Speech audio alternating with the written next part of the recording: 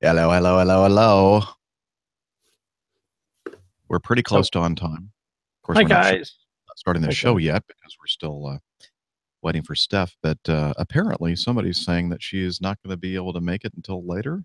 Hi, it was Liz. Did you pick up on something that Jeff and I have missed out on? I don't recall her saying anything like that. Mm-hmm. We've lost Dr. Steph.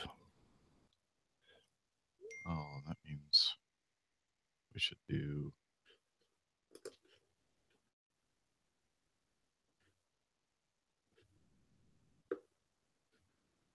Mm-hmm. Dr. Steph. Main man Micah says Steph said on Twitter she would not be here today. She's on Oh, a boat. what? Hi, Pilot Nick. What's she doing on a bloody boat? So when we were talking about doing this on Sunday, I thought she said that that was cool with her. Yeah, that's what I thought. Huh. Oh, right. Well, then fine. Be that way. Go on your stupid boat. See if we care. We'll have to report it to HR, which means she'll have to She'll have to report report to herself. herself to herself. Yes. Give herself a Ay. stiff talking to. Look at yourself in the mirror and say, Absolutely. what do you have to say for yourself? Okay, so in this mode, since it's just the two of us, you won't see the little video thumbnail when I'm talking. You're not going to see Nick, and when he's talking, you're not going to see me. So that's just the way this works with Hangouts. If you only have two or one, Jeff, have you had a hairy? What? Well, well, in my younger days. Yes, Oh, right. They're all hairy in our younger days, Jeff. I'm not really sure what he's talking about. No, neither am I. Maybe he's talking about a haircut. Is that what you call them in the UK? A hairy? No, I'm off to go to off for a hairy. no. Hairy. we have barber shops, but that's about it. Barbers, Okay. I should say. I don't understand. Let's see. Great video and audio quality today. Great, Liz. Good to hear. We're both at home. We're both in our home studios, so Yep, with big band, broadband, wideband. I guess I could say you're an AFB headquarters, APG, not AFB, APG European headquarters. Yeah, well, that would be fine. Yes. European or UK headquarters? Oh, you Which just say do you prefer? London. London. This London. is London calling. This is London calling. London. Haircut. That's what Matthew meant to say. What is the bottle behind you, Nick? It's a Remy Martin VSOP. Oh, nice. Which Hello, everyone. Now, I know that everybody over there, UK and eastward, probably appreciate the time that we're doing the show today. Oh, very much so. And Sure. it's a decent time here in the US. I'm not sure about Australia. It's probably like late at night or something. Anybody in the chat room from Australia or New Zealand? Well, add 8 hours to 3. It's going to be the usual kind of European time. It's going to be like 11 o'clock at night ish. Yeah. So 2:30 a.m. Yikes. Oh, yeah. What? It's the middle of the night in Australia. Oh, wait, you're talking East Coast, are you? I was talking West Coast of Australia, but there you go. Because that's where the old man lives in Perth. Okay, just one more thing, folks. We'll get this thing going. I'm just looking for coffee fund contributions. 4:30 a.m. in New Zealand. Yeah, but you're not there, Micah, so stop whinging. The baby wet the bed. Yeah, been there, done that. I feel for you, Matthew. Ugh. My advice is actually not to climb out, because while it's warm, it's fine. You can get back to sleep. When you try and get back in and it's all cold, then that's horrible. Oh, yeah. Ooh, ooh, ooh, ooh, yeah. So I haven't heard anything from Rick lately. Have you? Who? Yeah. I'm not sure I know who you're talking about. No, I don't know what he's doing. I saw some tweets from him in some kind of a museum in at Hickam Air Base and Pearl Harbor and that kind of thing. But Yep, got that. I don't know. That's all I know. That's all I know. Log into. Parenting advice from Nick. Yeah, I have brought up successfully, at least I've been part of the team, actually quite a small part, that brung up 2 brats, and they're still alive. So I think I count that as a success. I didn't kill either of them by dropping them or in later life strangling them. And, he really tried, but Yeah. not for a lack of trying, they say, right? Yeah. Oh, right. Let's see. Since the last show we've had. No, Did I Nev. mention Richard Adams last time? I don't think I did. Richard Adams, Christian Matala, Christopher Marsh, John Elaine. Oh, that's John from Barbados, I think. I call him James. This Nev is the very original mic I bought, and it wasn't particularly expensive, and it has a little stand which so you can use it on the go. But despite thinking, oh, that wasn't expensive, there's got to be some better ones out there. All the mics I've bought and played with, other than the one I broadcast down route with, which is that AT80 or whatever that is, Jeff, the one that you recommended. Audio-Technica ATR 2100. There you go. That's the only mic that's come close to this original one, which is a Sansom Meteor, and I think it has great quality.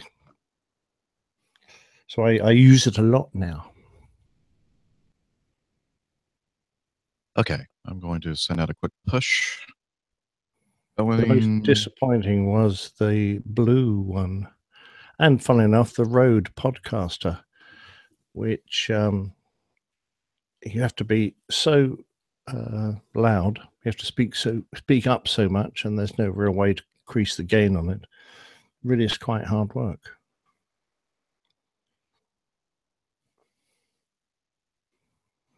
Yeah, no, I keep seeing some references to old mics, but I need USB mics, and they tend to be the new ones. So, since I have no intention of turning my studio into a NevTech emporium of recording equipment. Why not? Well, yeah, it's just that I want to take pictures in it. I mean, I will still broadcast. In fact, I'm going to have to start broadcasting from other places in the house because we've just got to the point now where it's about time to actually rip this place apart and this room apart and start again. So I won't be able to use it anymore for a while. So good job I've got my new laptop. I better go around the house with that. Yeah, this is my Noddy's guide of how to fly an Airbus. Luckily nowadays, we get it all on electronic stuff. But in the old days, we used to get piles and piles of amendments came through every bloody month. And there were like 5 volumes to update, which drive me burlesque.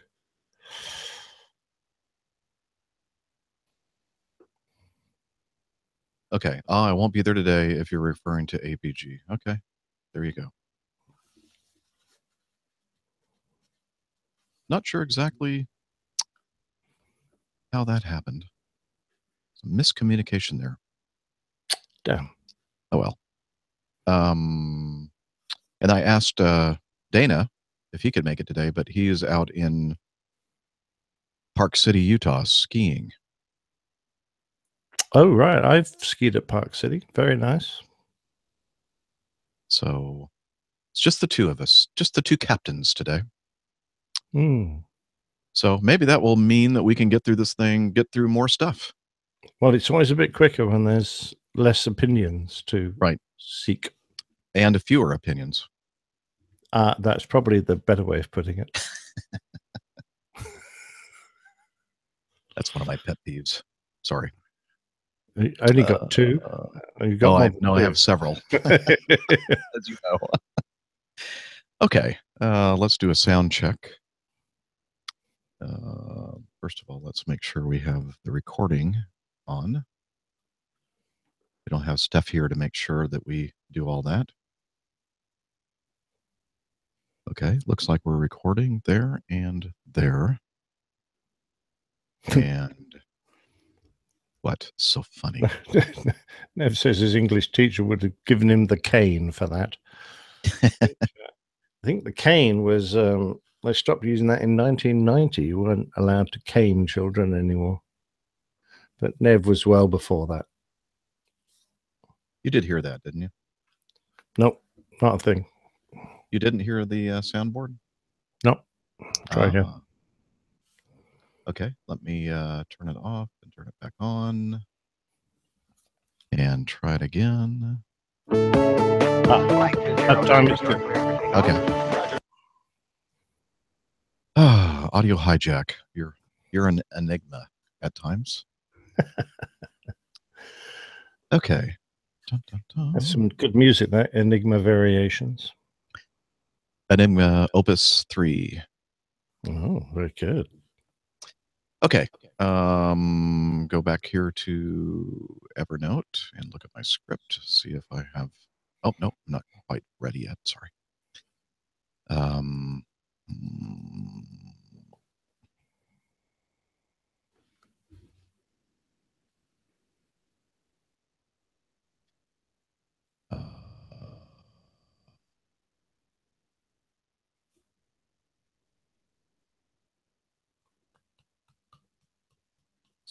7.7.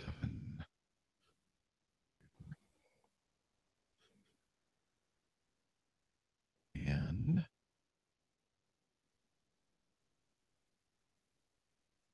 drone.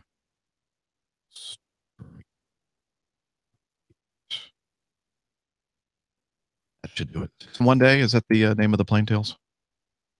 Yes.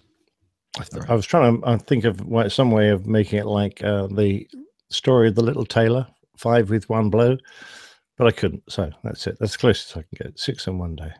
All right. Oh, well, here goes nothing.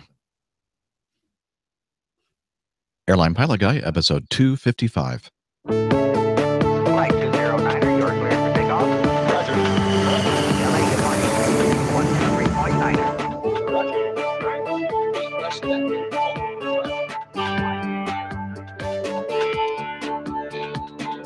Hello, you're listening to the Airline Pilot Guy Show, the view from our side of the cockpit door. I'm Captain Jeff, your host, broadcasting live from Studio 1A in the APG headquarters building in Roswell, Georgia.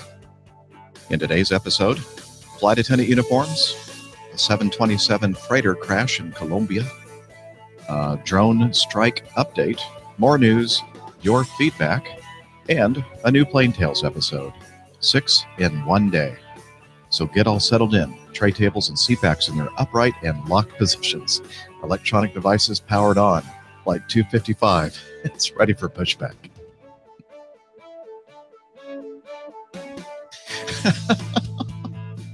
Oh, Captain Nick, you're a funny man. I'm going to catch you out one day, Jeff. I have this little script that I do at the beginning here.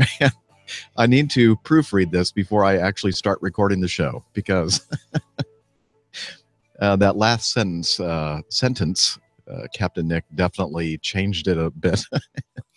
And it would not have been a G-rated family show. It's not that bad. Oh, yeah, well, that's true. I'm sure I could have done a better job given more time. Welcome to the Airline Pilot Guy Show, where just a handful of aviation nuts get together every week to share their Does that mean we're just ideas. 2 nuts today? Just 2 of us now, for good reason, apparently. The rest of them said, you know what, forget this stupid show. We're not doing that anymore. Anyway, if this is the first time listening to the show, we do offer our generous apologies for having taken up your time. But this is an aviation podcast where we talk about aviation news and answer feedback and just generally have a a good old time sharing with each other and engaging the airline pilot guy community. Also, joining me today from across the pond at the APG headquarters in London, airline pilot, former RAF fighter jock, canine photographer, professional lawn bowler, and more. Nick. Very good. Thank you, Jeff. Yeah, it's just about my entire lifetime's of accomplishments there I listed. was trying to think of them all. I'm sure I've missed several. I don't think so. It's lovely to be back on the show. I think we both missed out on the fact that a very pretty assistant who normally holds number 2 position isn't with us today. Where is Steph gone? Where's Dr. Steph? Is he terrible? She's on vacation somewhere. I'm not sure where, but apparently it's she somewhere apply near for water. you? Did she ask for permission to go on vacation? Apparently, we don't recall that. No, I don't know. Oh dear. Anyway, it's lovely to be back with you. And for those who don't know me, I'm an elderly, jolly Airbus pilot who flies around Europe and does an awful lot of international long-haul flying, working for a fine outfit called Acme Red. And my contribution, apart from being Jeff's sidekick, is to try to bring the Airbus point of view to this wonderful world of aviation we live in. And for that, we apologize. Yeah. Where's the Boeing rep? He's failed to show again. Is that right? Yes, he has. Yeah, well, there you go. That's typical Boeing reliability. Yeah. All these people that say, if it ain't Boeing, I'm not going, they must spend an awful lot of time sitting on the ground, is all I can say. Well, you have to admit it's safer that way. That's very true. Certainly safer than flying in a Boeing. Or any airplane for that matter. So how's your week been, sir? I know, you know what? So if you're listening to this live right now, you'll go, well, didn't you just put out episode number 254 like Friday? No, Saturday. I don't think I got it out until Saturday. Yes, but we thought that today was going to be a great day to record the show for everyone, except Dr. Steph, apparently. But we're kind of playing around a little bit with different times for recording this live. And today is Sunday morning for me and Sunday afternoon for Captain Nick in the London area. And we're thinking that we may try to focus more on doing the shows on the weekend, perhaps. So we'll have to wait and see. But anyway, if you're listening to the audio of this, you're probably saying, wait a minute, why so quickly am I now getting a new episode? Well, that's why we're trying to change the schedule a bit. So instead of putting it out every Friday, it's probably going to be coming out on a different day, to be determined. But the reason why it took so long, we recorded this last episode on Monday of last week, the 9th, and now it's the 15th. And but it took me forever, and I'm not sure why, to do the editing and posting of the previous show. I was doing 2-3 day trips in a row, and you know what? That really just knocked me out. A lot of early mornings, a lot of flying, and I thought maybe I procrastinated a bit too much, thinking that I would be able to do all the work necessary to get the thing uploaded and out to the listeners in a timely manner. But apparently it just, I ran out of steam, so I do apologize for that. But anywho, so successfully accomplished 2-3 day trips last week. I was off yesterday, I'm off today, and then off tomorrow as well, which here in the United States is the Martin Luther King Jr. National holiday. Many businesses and governments, the government's shut down, but many businesses as well. And then I go back out on Tuesday for another 3-day trip. I'll be in, let's see, I believe I'll be in New Orleans, Louisiana on Tuesday, and in somewhere else on Wednesday, Sarasota, Florida, I believe. But anywho, I'm planning on meeting up with a couple folks. I believe it's Nicholas in New Orleans, and I apologize if I'm using the wrong name, but we've been having a little back and forth regarding getting together and eating some good food in New Orleans. Is it possible to eat good food in New Orleans? Of course, everywhere you go, it's amazing. And the on Wednesday, when I'm traveling from Atlanta down to Sarasota, there's a possibility that dispatcher Greg will be joining me on the jump seat, and so that'll be a lot of Oh, fun. well, that would be great. Yeah. So Mm. we're, fingers crossed because his priority is not as high as if it were a Acme pilot or a pilot from another airline, et cetera, or one of our own dispatchers. So I'm hoping that he'll be able to ride with us down to Sarasota. That'll be a lot of fun. And if so, we'll report on it on the next show. Speaking of next show, we are planning to have a live recording of our episode 256 in Atlanta because Captain Nick will be laying over in Atlanta, coming in on Friday, right? And then leaving Sunday? That's right. In fact, I'll be laying down a lot, I expect, if we get together in our usual manner. Yeah, that might be interesting again. And I believe Dr. Steph and perhaps her dad are going to be coming down to Atlanta to join us as well. And so we're kind of trying to figure out a good place to set up for a live show. So stay tuned for information regarding that. Again, follow us on Twitter and Facebook, and we'll post any news regarding where we're going to be, what time, etc. If you want to be there in the live audience for episode 256 on Absolutely. Saturday, That could be the great fun. 21st? Saturday the 21st is correct, Yes, sir. sometime in the afternoon. So put that on your calendar, and then I'm sure after the show we'll be retiring to um, a pub or something of that sort, or adult beverages. If we aren't already in one, Mhm. which I'm hoping we might be. Yeah. That would be good. Yeah, we're still exploring various venues to do the show. So let's see, what else did I have in my notes here? Speaking of meetups, an impromptu meetup with Jonathan Turfbower, one of the members of our Coffee Fund cadre, was going through Atlanta and from Austin heading to Richmond. And at the end of my first 3-day trip, I just hung out at the airport for a little while longer before heading home and met up with Jonathan. Had a great conversation with him, shared a cup of coffee. And so, Jonathan, was great talking with you. I look forward to having an Austin, Texas layover and meeting up with you and eating some good barbecue and such.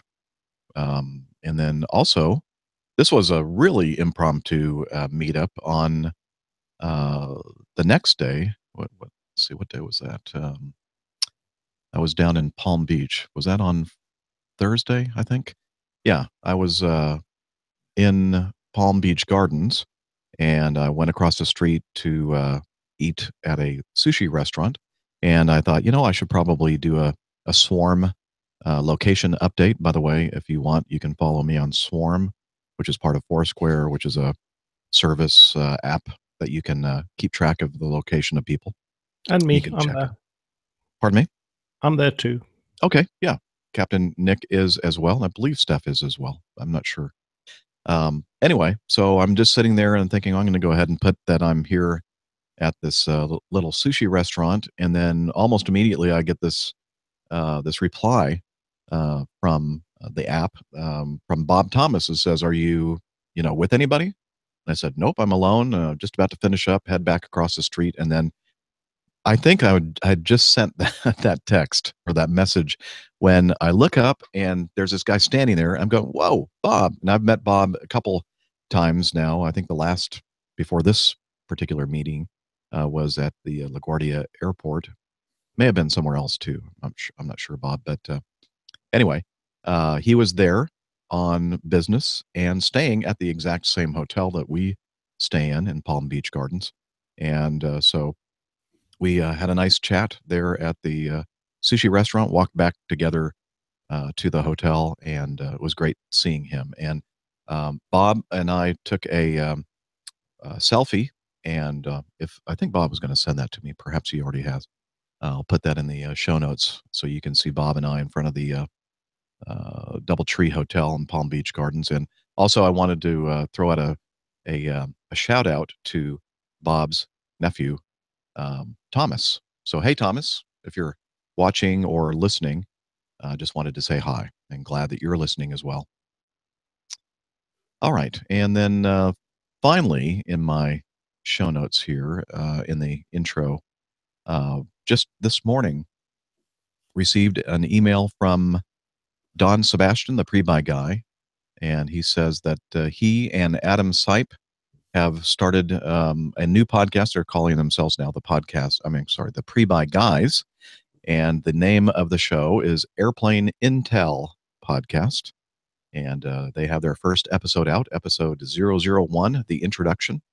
So check it out. I'll put the link in the show notes. And it looks to me like it's a pure YouTube kind of a platform kind of show. So just do a search for Airplane Intel Podcast, and there you'll find their new show, I suppose. Again, I'll put the link in the show notes. So check it out. Anything else you want to talk about, Captain Nick? No, I'm not flying a lot at the moment. I got back from Washington on the 5th. My next trip is that Atlanta on the 20th. So I kind of looked at my roster and went, wow, that's pretty quiet. And no explanation, but they obviously have enough pilots right now. But it is nice because my darling wife is off for a knee operation tomorrow. And it does give me quite a few days to make sure that I can look after her and walk the dogs and things while she's a bit unable to move around very easily. But I have to say, I'm looking forward to my Atlanta trip because, I won't have flown for a while. So that's kind of good. And then next month, the disappointing news is that I've got a month on standby. So I won't know where I'm going to be from one day to the next. And we'll just have to see how that pans out, Jeff. Okay. Yeah. Well, we'll just play it by ear. I was communicating with Captain Nick when I was bidding for my February schedule, thinking maybe I can be somewhere he's going to be. But as you just said, he's going to be basically on call or standby, so he doesn't really know where he's going to be. But anyway, we'll just have to wait and see if we can get together in next month somehow. But looking forward to next weekend. Absolutely. Johnny, how much more coffee? No thanks. The Coffee Fund, which is your way to contribute to the show in a financial way. As we've said many times, if you're someone who is just saving up every penny or pence to pay for things like food, sustenance, well, I guess it's the same thing, isn't it? Clothing, shelter, etc., and flying lessons. If you have, or you're a student and you're saving, have to have your money for paying for school and such, please don't send us any money. But if you're someone who has some extra money lying around and you want to help support the show and keep us going, consider contributing to the Coffee Fund. And we call those folks who have Coffee Fund cadre is what we call it. And we have a couple different ways to contribute to the show. And that is via the classic Coffee Fund method via PayPal. And since the last show, we have several who have done that. Christian Matala, Christopher Marsh, John Allain, and Mike Gibbons. And also another method is to become a patron of the show via patreon.com. And we have a new patron since the last episode, and his name, Sean Whitman. So thank you, all of you, for your very generous contributions financially supporting the Airline Pilot Guy show. Our hats are off to you. And I'll take a nice sip of coffee in your honor. Actually, it's a chai latte, but close enough. Yeah. You don't like that, huh?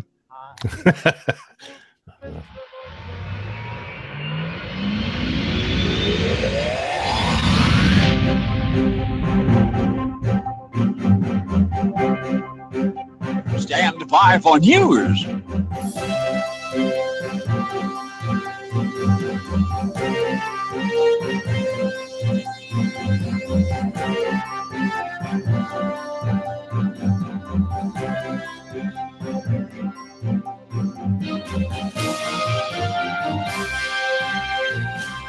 Let's start off by making a correction or update to a story that we talked about last week when we talked about possibly the first drone strike of an airliner and a drone in Mozambique. And it turns out the update is from the Aviation Herald that damage to the passenger carrying Boeing 737-700 in Mozambique that was widely reported as being a drone strike was not.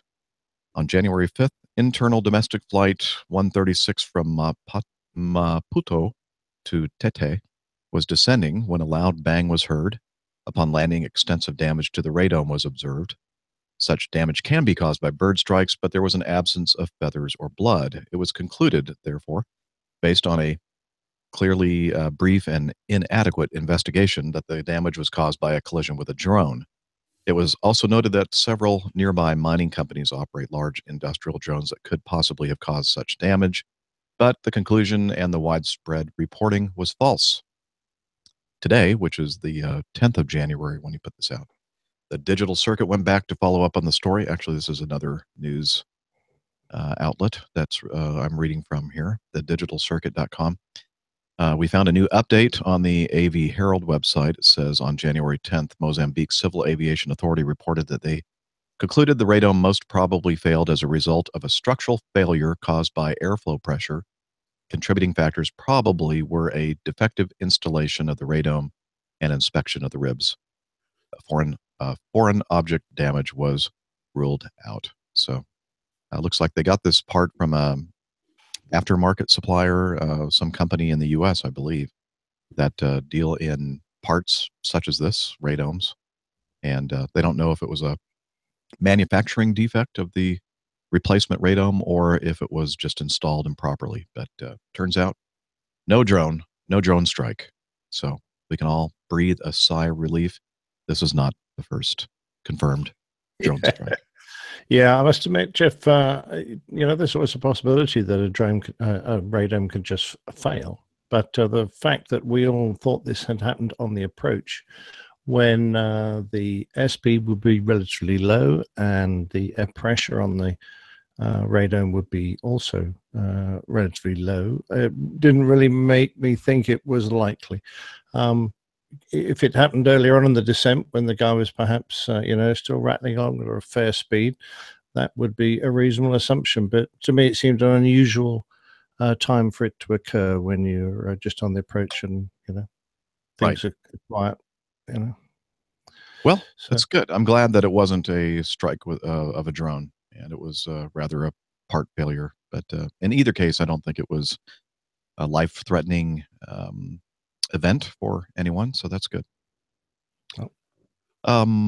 We talked about this a few shows ago, the row with the Association of Professional Flight Attendants representing the American Airlines flight attendants and their uniforms, their new uniforms manufactured by Twin Hill. And kind of an update on this, the uniform maker, Twin Hill, put out a letter saying, I write in response to the private inquiries and public statements you have made on behalf of the Association of Professional Flight Attendants with regard to the American Airlines uniforms supplied by Twin Hill. Many of your public statements in particular have been both inaccurate and damaging to Twin Hill's reputation. Twin Hill is a company that puts its wearers first. We prioritize safety, comfort, and quality above all.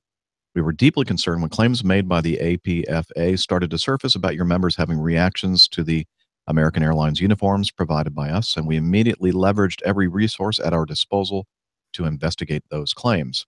We had those garments tested for chemical content by an industry-leading worldwide independent lab, TUV Rhineland, which has confirmed that there are no restricted chemicals in the garments and the chemicals that are present are well within the acceptable standards for the clothing industry.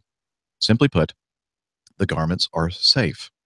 We don't expect you to take our word for it. We encourage you to see for yourself and to eliminate any doubts you still may have about the authenticity and accuracy of the extensive testing that's been done and the safety of our garments. We supported the request of the APFA representatives to visit our Houston distribution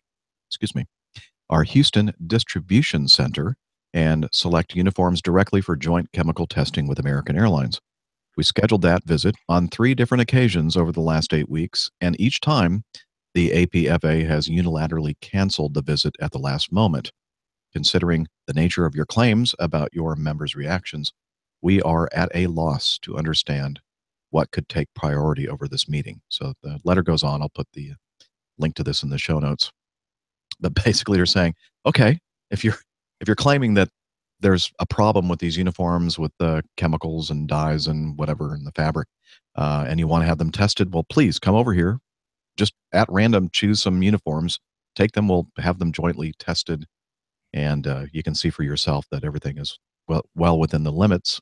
And on all 3 occasions, the union canceled the visit. So I'm not sure exactly what's going on there, but looks like a little bit of tit for tat. And the story isn't over with the uniforms yet at American Airlines. Now we do have some folks that listen to the show who are American Airlines employees, or perhaps we can hear something from them regarding what they know about this. It's kind of a story that just won't go away. Yeah, it's a pretty robust defense of the company. And to be fair, when you're given a fairly large slating, and a lot of it with unsubstantiated claims by the cabin crew that the uniforms have been causing problems, they've only made the assumption. There's no proof about any problem with the uniform they've been able to generate, then you have to sort of feel a bit for the company, because they're being slated and they haven't really had an opportunity to defend themselves. So I think this letter is pretty robust, and I thought the nice little needle stab at the end was that they remind the readers of the letter that Alaska Airlines had previously made a claim because they said that their uniforms had caused similar problems. And the court entered a judgment against the 9 flight attendants who did not voluntarily dismiss their claims in the amount of £212,000 to cover the cost of the trial expensive Twin Hills was forced to incur. So they're sort of reminding them there that previous, having been taken to court previously, the Twin Hills won, and it cost the flight attendants a considerable amount of money, those who try to defend their case. So that's a pretty robust statement there. Yeah, it is. Interesting reading. Again, this letter from Representative Daryl Stilley, or it might be actually or Stiley. I'm not sure how to pronounce his last name. That may actually be the CEO of the company, but no, I'm sorry. He's the Senior Vice President and Managing Director. And so again, we'll put a link to that so you can read the whole thing in the show notes. And again, if anybody out there has any, actual anecdotal experience with these new uniforms, we'd love to hear from you. Absolutely. You know what I forgot to mention at the beginning of the show? You forget something, Jeff? No, I can't believe it. Can you believe it? I never forget anything. Oh, wow. Short Baker or Bucker sent me a note last week, and he said, "Hi, APG crew. Just wanted to let you know that we've set a date for a new podcast listener meetup in the Netherlands. It will be on Saturday, February 18th. This time, we're going to the Aviation Museum. Asking you guys to join us is a long shot, but hey, I can always try." Well, thank you for the invite, Short. Of course, we'll include the APG in the label, and we'll surely record a little something for the show. So he wanted to let us know about that. February 18th, Saturday, another proposed meetup or scheduled meetup in the Netherlands. So we'll, I'm sure, be hearing more about that as the time approaches. And so, moving on with the news, this I thought was kind of interesting. Let's see, Senator D'Amato from New York, I believe, or ex-Senator D'Amato, was kicked off a flight after rallying passengers against the crew. I thought, whoa, what's this all about? This from CNN. Former New York Senator Al D'Amato was removed from a delayed New York-bound JetBlue flight on Monday after trying to rally passengers against the flight crew. JetBlue Flight 1002 from Fort Lauderdale to New York's John F. Kennedy Airport was originally supposed to depart at 1:42 p.m. Eastern Time, but 6 delays pushed the departure time to just after 8 p.m. Once the plane boarded, the pilots informed passengers that 10 of them needed to move from the front to the back of the plane due to weight distribution. Passenger Leila de Larmalina said 6 passengers refused and, quote, the captain wasn't doing anything.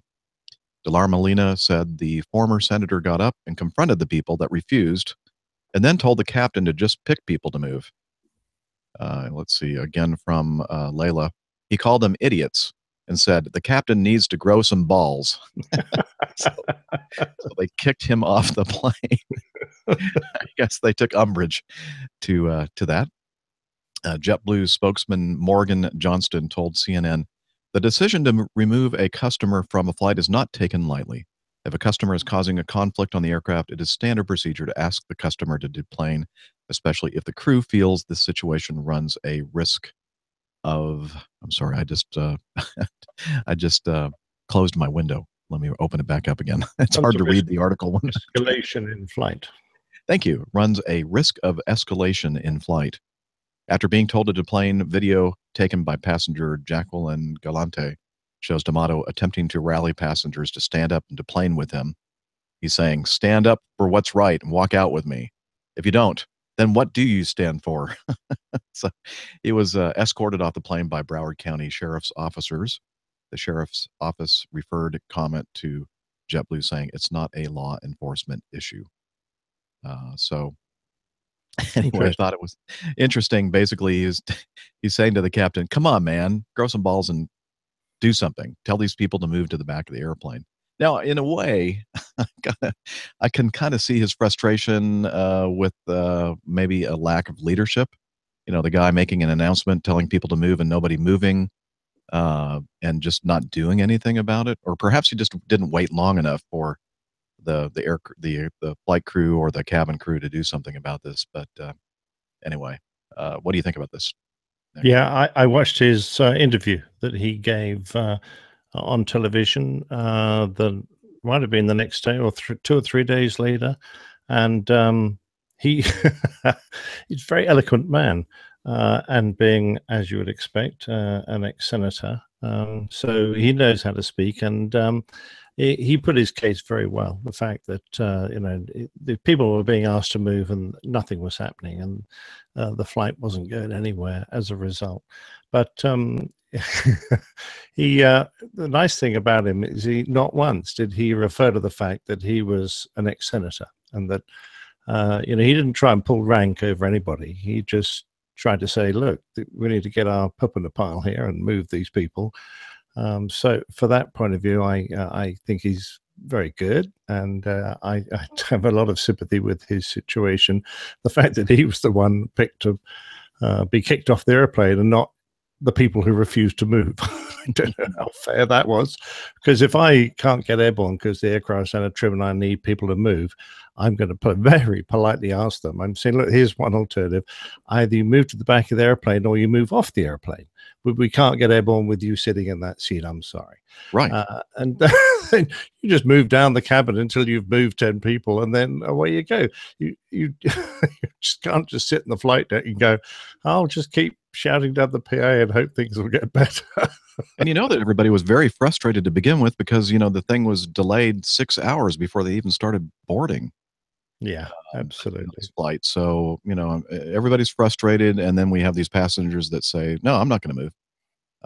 I know that, if either of us, Captain Nick, were there, I'm sure that we would have walked back to the back and calmly and, rationally discussed the whole matter with the passengers. And, Yeah, I would have done that. You'd have pulled out your Desert Eagle, and because you carry one of those, right?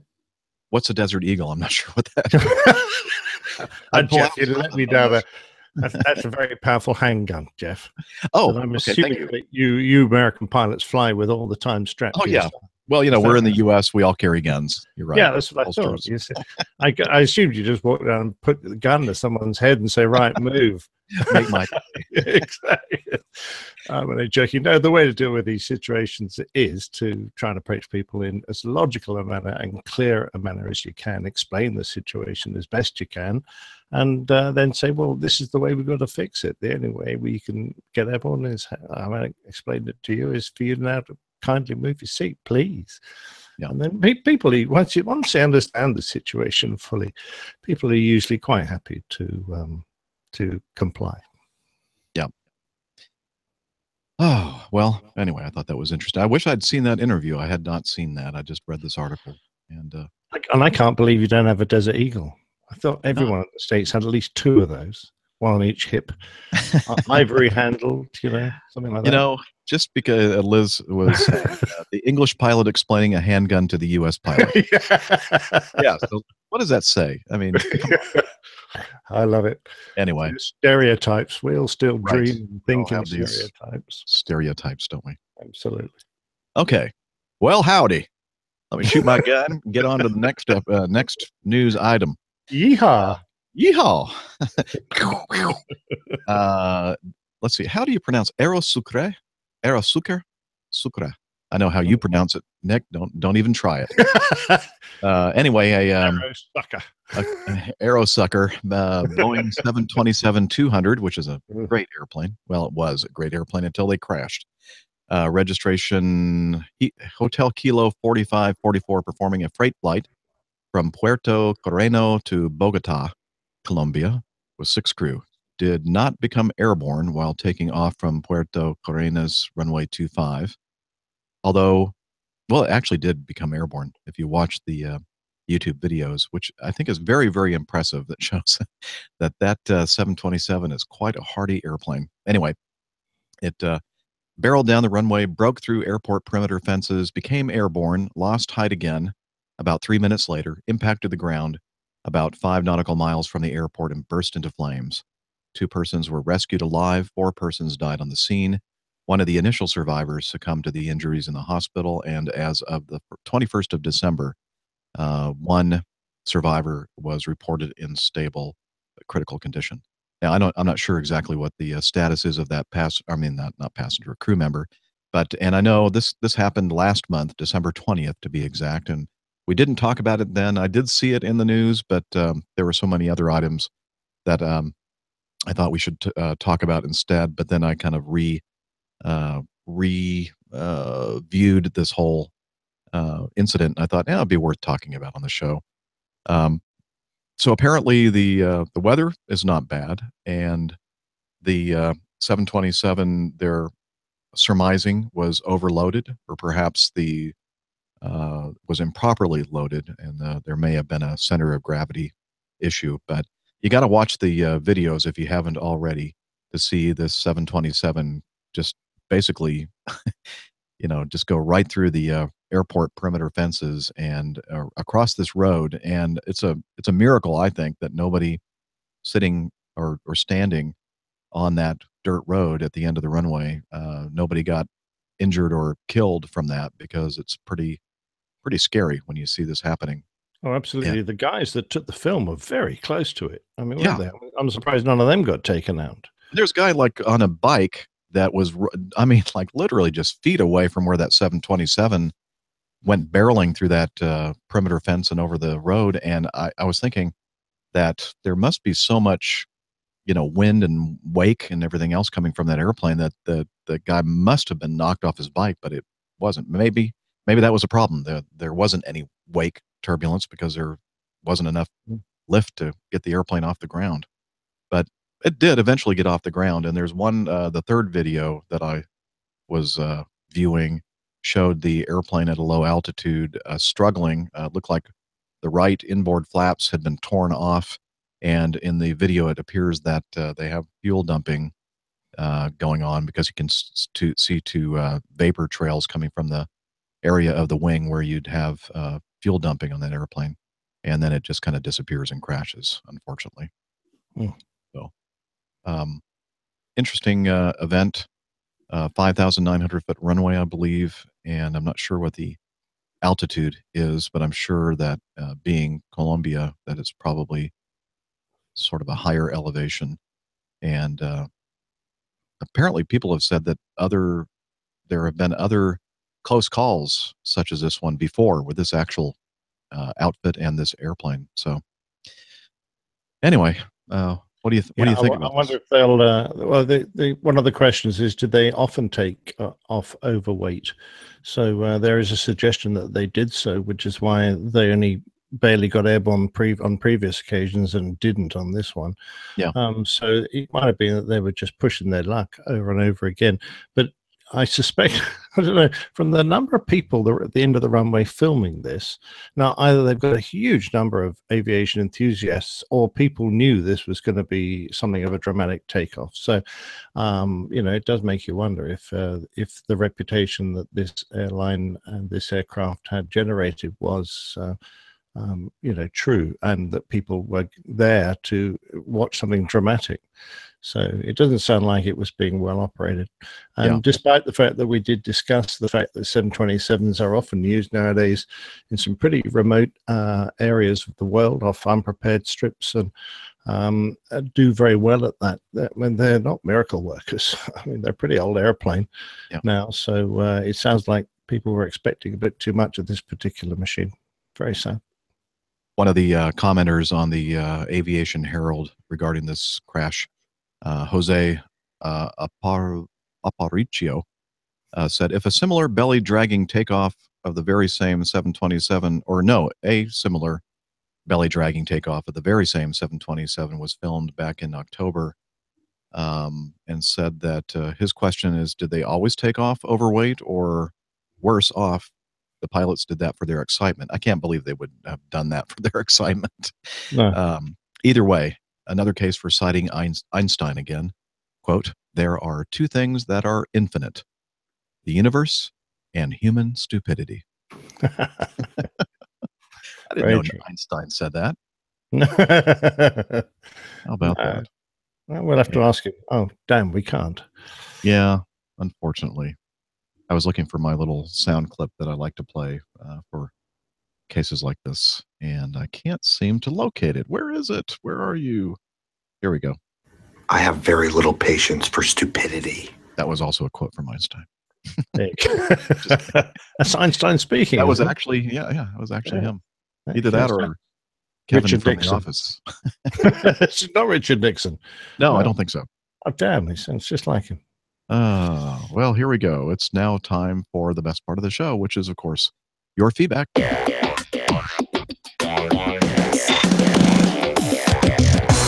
Captain, incoming message. All right. Here's a tough question for you, Nick. How do you sleep on a plane? This is from Alex. He says, quick question. I have 2 overnight flights in late January. Oh, maybe we're going to get this thing answered before he leaves. Unfortunately, on Boeing 777 and 747. He said, I put that in for Nick's pleasure. Thank you. Quit sucking up to Nick. In premium economy with what used to be called the world's favorite airline. I'm not sure which one that is. So for the good doctor and oh, you know? Yeah. Okay. Probably BA. Yeah. So for the good doctor and for the pilots who deadhead, Jeff, Rick, guess Nick, on long haul flights, you have some small sleeping compartment. How do you sleep on a plane? Any techniques or things I should avoid? Any good cushions or accessories I should buy? Any advice would be great, as I always have struggled with sleeping on a plane. Alex. Go ahead, Captain Nick. All I can say is, Alex, you're not tired enough. Yeah, grow old. Exactly.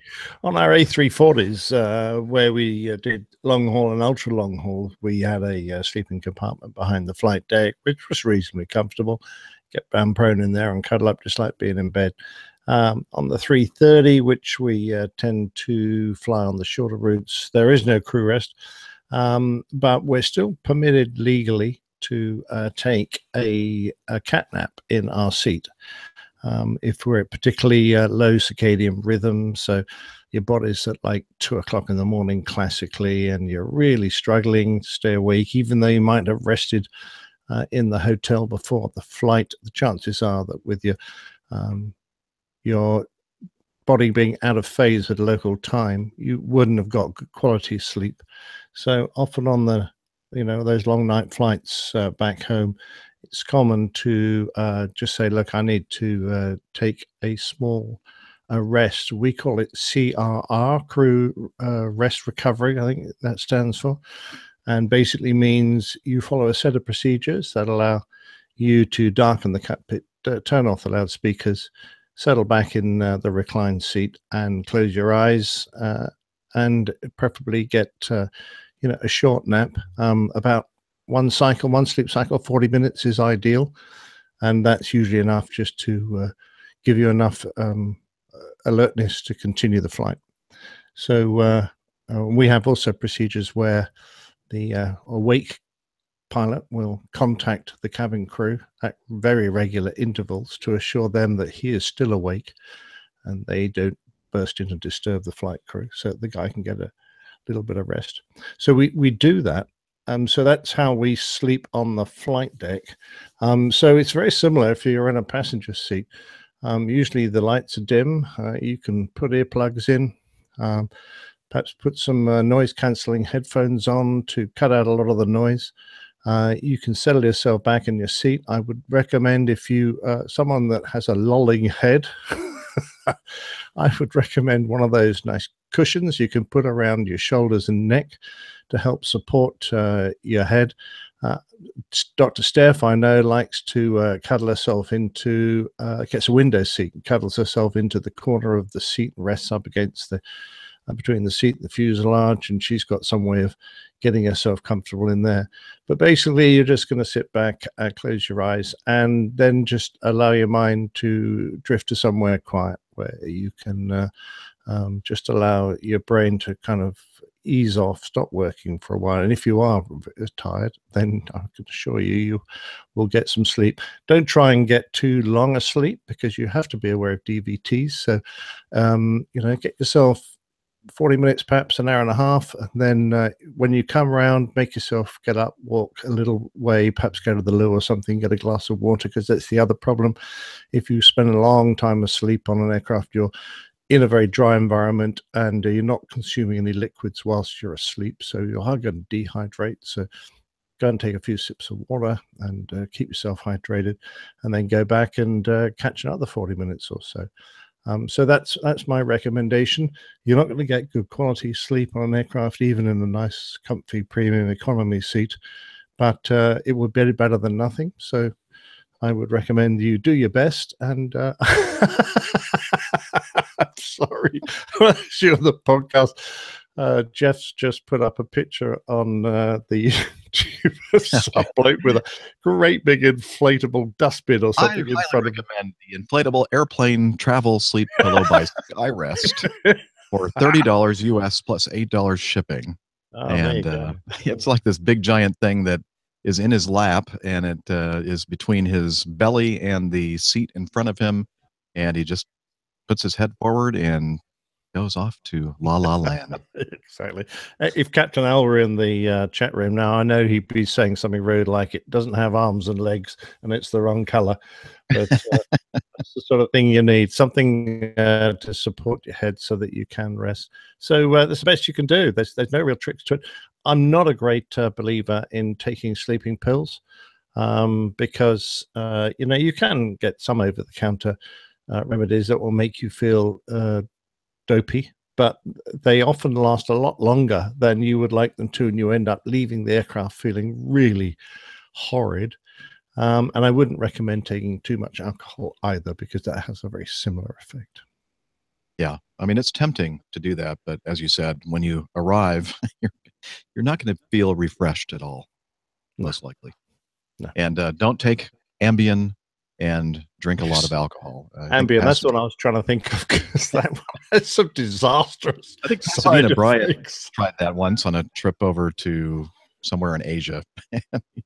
He said he didn't remember a thing, and he said the flight attendants just kind of winked at him as he deplaned. I'm not sure what that was all about. There's lots of stories of Ambien affected passengers doing extremely strange things. Probably the least strange is walking up and down the cabin with no clothes on. So I would not recommend that you take a camping.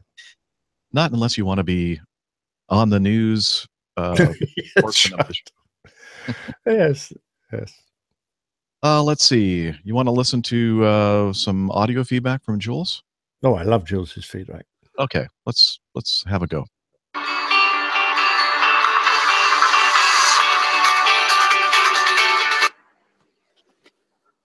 Hi, Captain Jeff and the crew at APG. This is Jules from the Gold Coast Down Under again, this time with a commentary about the go-around resulting from an unstable approach and the ineffective use of ice scanning technology. Go-arounds are supposed to be the safest option out of an approach that has turned out to be not so smooth. Statistics have revealed that the simple go-around maneuver can turn into an unescapable situation, whereas an unstable approach continued to a landing sometimes bends the airplane, but the occupants remain relatively safe.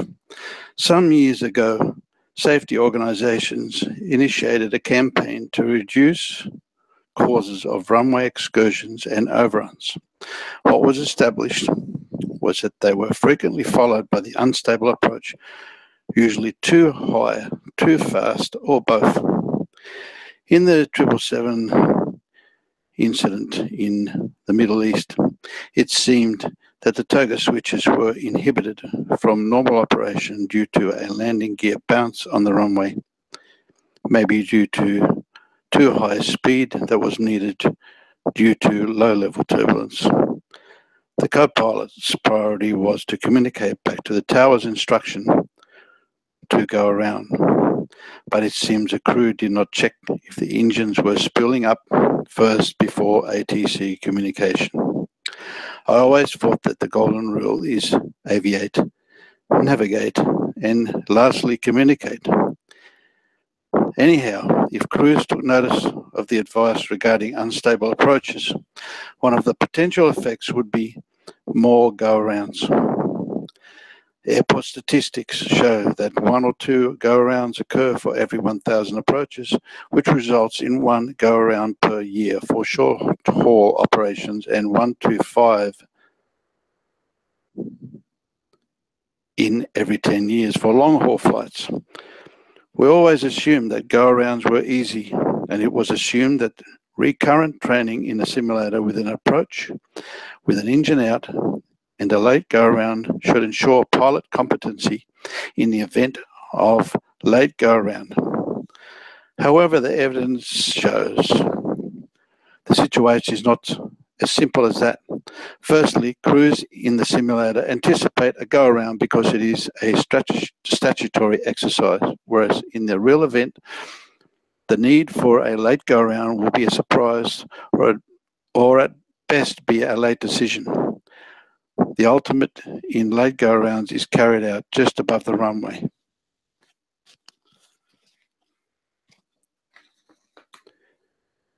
Or can even follow a bounce landing. Such late go-around decisions usually result in multiple severe tail scrapes. Also, an all-engine go-around has its additional problems such as sudden high rate of climb and forward acceleration combined with a powerful nose-up pitch moment. Recent 3,000-foot altitude go-around in Russia, generated by the usual below-wing thrust line, especially at night, in IMC conditions, together with somatographic illusion, which leads to misorientation, there's loss of control.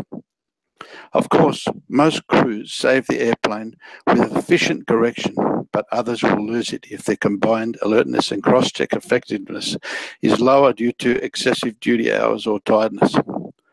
Usually a lack of height on short final and a shorter time to recover a situation are common factors, or the overpitching on go-around at high levels or close to the runway. So we have seen statistically that runway excursions and overruns are the most common accidents type by far. And a lot of these incidents turn out to be escapable in terms of life, but the airplane will not fare so well. most incidents, about 90%, occurring in the landing phase. By making the situation of botched approaches more evident, could promise a potential reduction in incidents by 25% or more. A badly executed go-around could result in a potentially better situation. So what can an airline tell its crews to do? As the go-around decisions are already difficult, so we must keep the flight situation as simple as possible and extremely cautious before adding more complexity. The best strategy at this stage is to encourage training in threat and error management in real time. When it comes to approach and go-rounds, then we asked what type of training is appropriate. What skills must be learned to ensure that the go-around maneuver will be more robust with extra training? One way to find out is to examine an incident where a 737-300 that almost lost it whilst attempting to go around from an approach to an airport in the English South Coast. The airplane was in a autopilot linked instrument landing system approach when the autothrottle silently disconnected and the airspeed dropped until the airplane stall warning sounded. By that time, the autopilot had trimmed to horizontal stabilizer to a nose-high setting due to the lower speed. So when the crew went for immediate full power, the airplane pitched up very dramatically to a risky nose-up attitude. The crew arrested the situation in time, and the airplane eventually landed safely. A similar scenario happened on approach to Amsterdam some years ago. The captain's side faulty pivot tube made his airspeed indicator erroneous. The first officer warned him, but being ex-military, couldn't believe he was wrong, and the speed indicator to a stall. On autopilot, the situation became unescapable due to low altitude. Getting back to the UK incident, following the investigation, the airline arranged for a pilot eye tracking exercise to be carried out in its simulators and found out that many of its pilots had a disorganized instrument scan, which frequently left out the airspeed indicator for critically long periods. Such a fundamental failure on an exercise of a skill which it has always been assumed was a basic to licensed professional pilots was a big shock, raising how widespread this failure is in the whole industry. As a result, eye scanning technology has been added to the retraining of pilots who exhibited a low standard scanning technique. Pilot scanning will also be used in pilot recruitment, and this technique will enhance the skills of the pilot monitoring, which of course is a pilot not flying. Thus, the disciplined primary flight instrument scan is crucial to establish a safe go-around trajectory, especially at night in IMC on modern single screen. The technique for an effective instrument scan entails using the traditional T-shaped eye movement pattern associated with ground instruments with the artificial horizon at the intersection of the T-shaped pattern. For a go-around, the pilot's flying eye scan pattern centers on the attitude horizon where they initially select the go-around attitude, then radiates to the airspeed indicator, back to the AH, then to the compass strip for the heading, and so on repetitively with occasional glimpse at the power setting to ensure the power initially set is correct. The pilot flying scan must contain some of the same, but has to range more widely to take in system performance, flight path monitoring, and necessary intercepts of height or heading according to the procedure used. There is a lot involved, especially if ATC assigns a level out altitude. Things happen quickly, especially when the flight management parameters are to be altered. Pilots on a go-around must completely focus attention on the instruments and not on visual clues, because when the go-around angle is achieved, most visual clues will be lost. If visual clues are lost, the unbelievable nose-down attitude will most likely result. As we have seen, the skills of the pilot monitoring are extremely important to the pilot flying. Just in case, After all, that's why a first officer is there. And is certainly, there is more than just gear ups, flaps up and shut up. Anyhow, guys, hope this was very helpful and interesting to all. Cheers and fly safe. Well, thank you, Jules. Wow, that was quite a long piece of feedback there, but I thought it was important that we play it. So, what do you think, Captain Nick? Well, yeah, there's an awful lot of points that Jules has made there, more than we could probably address easily. I certainly haven't made enough notes to be able to tackle every single one, but I managed to make a few. So, Jules, I'm going to take you to task on a couple of areas, but first thing I'm going to say is I think you've made some very good points. I think that our ability to scan our instruments well may not be as good nowadays as it used to be, particularly with the advent of good levels of automation. So that with an excellent, reliable auto thrust system, it is possible that some pilots now don't scan their speed as accurately or as often as they used to, because they're used to relying on that speed being pegged by the aircraft. And now they're more interested in concentrating on their landing point, their attitude, in the visual environment of the flare, and the various other requirements they have during an approach. And I think the use of iScan technology to see where pilots are actually looking and to remind them of the correct scan techniques, and you bring that up very well in your description of the classic T layout of instruments that is still there on our electronic displays, albeit all-in-one's display, is accurate and good. So I like that point.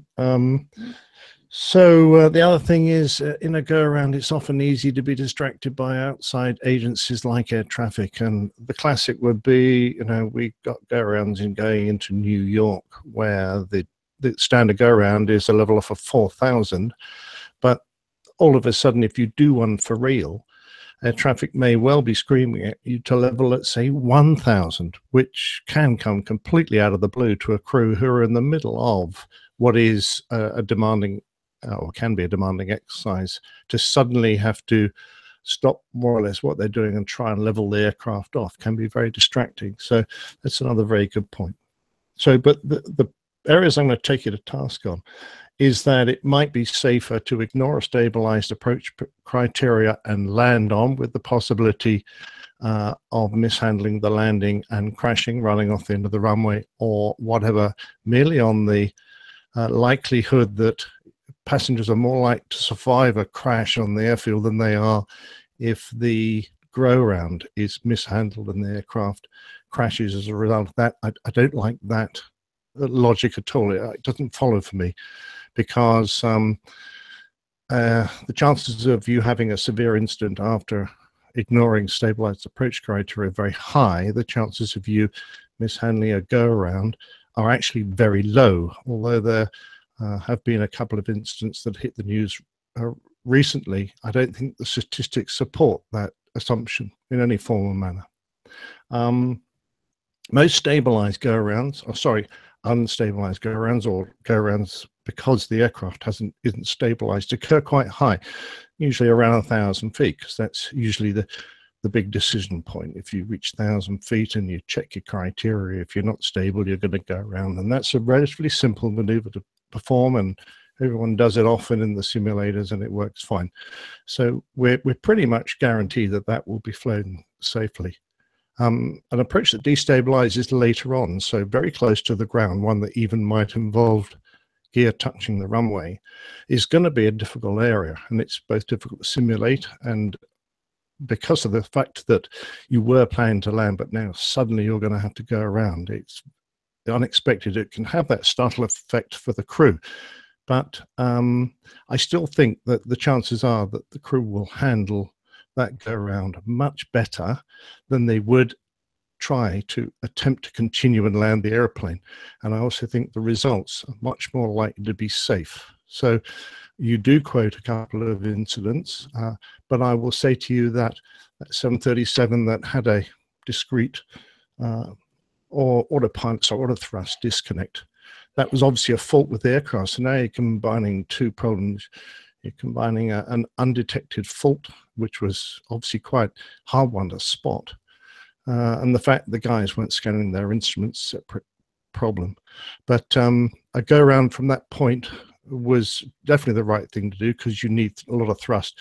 Trying to rescue an approach from that situation with very low airspeed and the thrust levers right back at idle would, I think, have been more foolish. The fact that it was a hard go around to fly, yes, it would have been, because the aircraft was very slow. So any pitching is going to pitch you into a stall, but you still need to pitch the airplane to a certain extent and get the thrust back if you're going to try and carry on and land. And the other one you mentioned, one with the northern thrust. Can you remember what the other one was, Jeff? No. No, okay. The other one as well, I wasn't, the airspeed indicator. Well, I'm really going to take you to task there, because the days when we assume that military pilots are demigods on an aircraft because of their background and don't listen and won't accept the fact that something their first officer says is untrue, I think those days are well past. And I think most of us from a military background would take you to task on that and say that that is a false assumption, and you should really try to re-educate yourself with regard to that, because certainly the military pilots that are in aviation now have done so, even if they had that trait in the first place, which very few of us would agree, because the military, just like the civil world, has adopted modern methods of crew resource management, and we all have been trained in that area regardless of our background. So let me say, I'm trying to sum up now. Good points and bad points. I still think that it's much safer to go around if you have an unstabilized approach, just because a crash on the runway might be more survivable is not a good reason to persist. I like the points you make. I like the fact that you say we ought to be aviating, navigating, communicating. That is always important, but don't forget there are two of us on the flight deck. One of us can communicate while the other one does his aviation, navigation, and that's often the way the duties are split. And I find it hard to think that modern airline pilots would ever ignore advice and suggestions from the other seat. We're just not trained, and I don't think I've ever met anyone that would fall within that category. Certainly nowadays, there may have been in the past, but not anymore, old chap. I agree wholeheartedly with all of that, and I just jotted down some quick notes on this as well.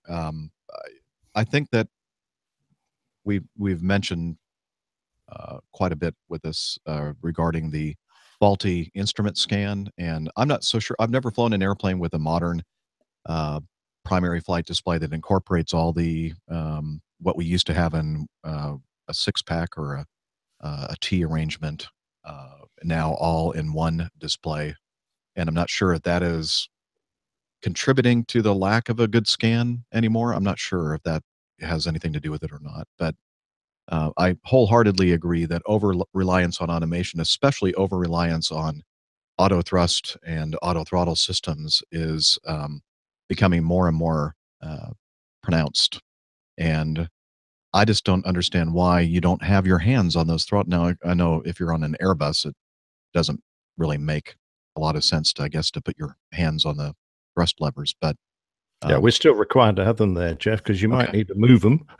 And yeah. And quite honestly, a lot of our pilots, myself included, are now taking the auto thrust out because we recognize the need to practice manual thrust approaches more. Right. And so this over-reliance on the auto throttle, auto thrust systems, and not having your hand on the, I mean, if you have your hands on the throttles and you're slowing down and the power levers aren't pushed up, there's something's wrong. I mean, I don't really know what to say about that. And then the fact that there are going to be some other cues going on as well. You know, the sounds that you're going to hear in the cockpit, the the air noise flowing over the airframe, just the feel, the seat of the pants feel of an airplane when it starts to slow should be, making the hairs on the back of your neck stand up. And why in some of these situations this didn't happen with the pilot or pilots is just beyond comprehension for me. I don't know. I just don't get it. Mind you, a lot of us find it hard to understand when a pilot has failed to do what we consider to be something very basic. Right. A lot of us don't understand what happened to him, and he's the only person that can probably tell you. As the rest of us look on a bit agog, quite honestly. And that's exactly why we have the other pilot, who is now the pilot monitoring, to there to let the pilot flying know, watch your speed, watch your, just if two of them, locked on whatever, staring into space, not sensing or being aware of any of these things happening, is just, again, I don't get how this happens. I really don't. And I agree with Captain Nick completely that continuing with an unstabilized approach is definitely more dangerous than executing a go around missed approach procedure. So yeah. How about you, Jeff? We practice, and it's happened over the last, not just over the last few incidents that have caused this, but over quite a few years now. We practice go-arounds from all sorts of different environments, not just the standard old-fashioned, instrument approach to go around, instrument approach to land. So we do very low-level go-arounds. We do intermediate go-arounds. We do higher-level go-arounds, all of which require slightly different techniques. And they're all well written up in our handling books. So, do you guys practice the same sort of things? yes, there's been an increased emphasis on that, I think, in direct relation to a lot of these recent incidents and accidents regarding botched go-arounds and missed approach procedures. And in fact, we're now required to brief on at least one time during your trip the go around procedures.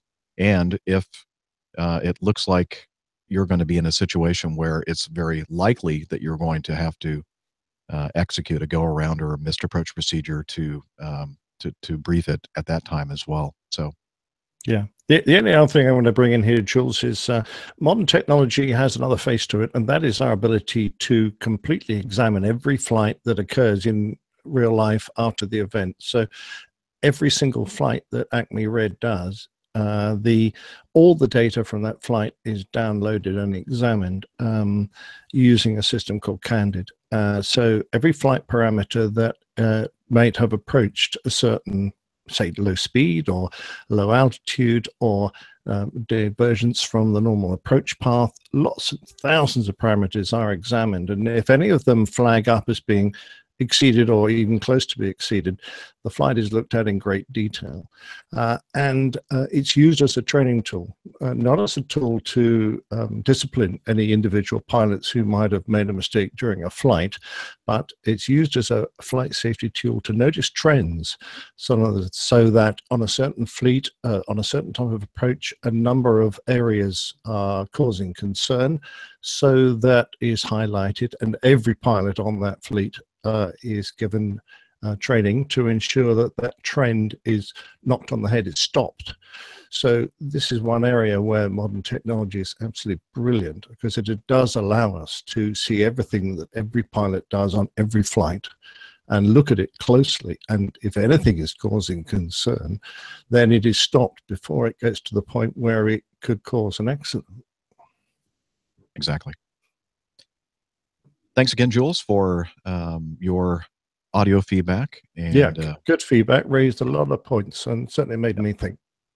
Absolutely. Now, this next one, Nick, you have a note here that says that you thought we have already covered this one, but I know it was in the queue for several shows, but I don't know if we we certainly haven't heard I think we might have mentioned the book. We don't think we've heard this voice feedback. So it's okay, nice feedback, though. Let's have a listen then. This please. is from Adam Sipe, by the way, one of the pre-buy guys, along with Don Sebastian, with that newly launched Airplane Intel podcast. So take it away, Adam. Hey there, APG crew and community. This is Adam coming to you from Jacksonville, Florida. I just want to say thanks for doing such a great show week after week. I look forward to each and every episode, and please keep up the great work. I was referred to this show a few months ago, about 6 months ago actually, from a friend and colleague of mine, Don Sebastian, the pre-buy guy. I think you guys may have heard of him. And him and I have been working together doing pre-purchase inspections on aircraft around the country. I'm a licensed aircraft mechanic and a pilot, and also an aspiring airline pilot. And I thought I'd take a couple minutes to inform you and your listeners about a great book that I picked up, well, actually quite a long time ago. But it's a great book that I hope you guys get a chance to check out. It's called Stick and Rudder by Wolfgang Languish. At least I think that's how you pronounce his name. And it's a book that was actually written in 1944 with an update done sometime in the 70s. And the book is just as relevant today as it was then. It is packed with some really great information, whether you're a student pilot or a seasoned professional pilot. There's a lot of great insights and information in this book, and I thought I'd just take a minute to introduce everyone to it. So the book is broken down into several parts. And part one is all about the wings. It talks about how a wing is flown, the airplane's gaits, lift and buoyancy, and the flying instinct. Part two is some air sense, the law of the roller coaster, wind drift, what the airplane wants to do, and that thing called torque. Part three is the controls, the flippers and the throttle, the ailerons and the rudder. Part four is the basic maneuvers, the turn, straight and level cruising, and the glide. Part 5 is the approach, the landing, and the landing run. Part 6 is the dangers of the air, and Part 7 is some more air sense, the working speeds of an airplane, and thin air. It's about 352 pages. It's a real easy read. It's very well written, and it's presented in a way that's easy for all of us to understand. And I've read this book about 3 or 4 times now, and I'm currently reading it again because it is such a great read. Again, I hope all of you get a chance to check it out. Stick and Rudder, Wolfgang Languish. I look forward to hearing more episodes and hopefully meeting you guys one day, maybe in Oshkosh this coming year. And take care. Well, thank you, Adam, for your feedback. And I have not personally read this book, but I do have it in my cart on Amazon.com. I'll put a link to it in the show notes if you all want to check it out. Again, that's Stick and Rudder, an explanation of the art of flying. And I think that a lot of modern pilots should maybe brush up on some fundamentals because we've seen so many incidents and accidents occur in the last couple of decades that had they read this book and understood some of the basic fundamentals of aerodynamics, they may have, saved their own lives as well as the lives of many others. So, yeah. Here's a question, Jeff. What's a flipper? A flipper? I Yeah, have no idea. You mentioned it.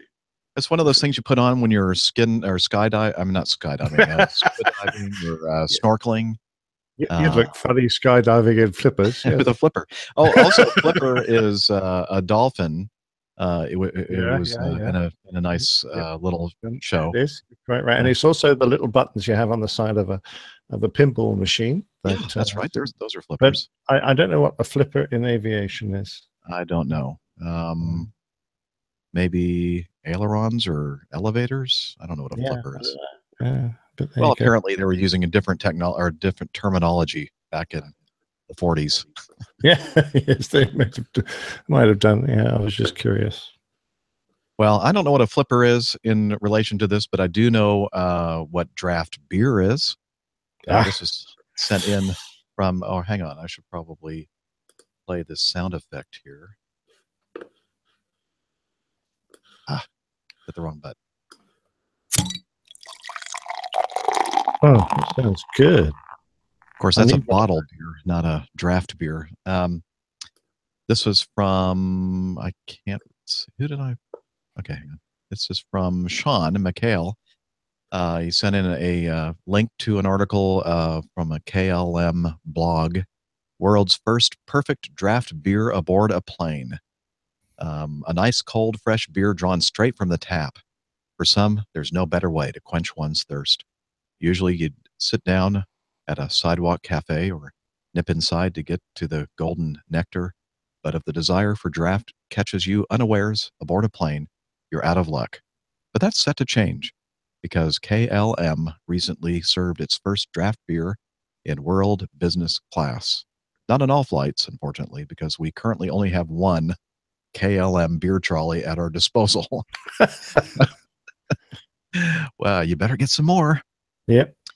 And the article continues to talk about how this thing works, and it was no easy technological feat to come up with a system that would actually pour draft beer in the environment of a pressurized cabin using CO2, and they had to use air pressure rather than CO2 in this keg or kegerator or whatever you want to call this thing. It's called Brew Lock technology, and I'm hoping that it's a success and more of these will be built, and you'll see them on not only KLM jets but on other airliners around the world. But My only complaint about this, Jeff, is that they probably won't roll it onto the flight deck. probably and the not. other is that it seems to serve only Heineken. Yeah, So that's for another the- major problem with this. That's right. For those of us who are major IPA lovers, this is not a great advancement, I'm afraid. No. But maybe they'll have some different beer varieties from which to choose as well. Yeah. Well, Now, maybe. I don't know if you can tell, but I have a little bit of I don't know if it's a pre-cold or what going on, a little bit of a sore throat. And so this piece of feedback is quite, what's the word? Apt. Apt, yes. This is from Peter. Thank you for the great show. I have a few questions. Can you fly if you caught a cold or don't feel quite well? Is there any regulation? Can you just call in and say that you don't feel good and don't want to fly? So we'll hit that one first. No, you can fly if you're sick, but it's not a good idea to do so because number one, you're not 100%, which your passengers are counting on. Number two, you now are in what is the word? Man, I must not have had a good night's sleep. I'm having trouble with my words.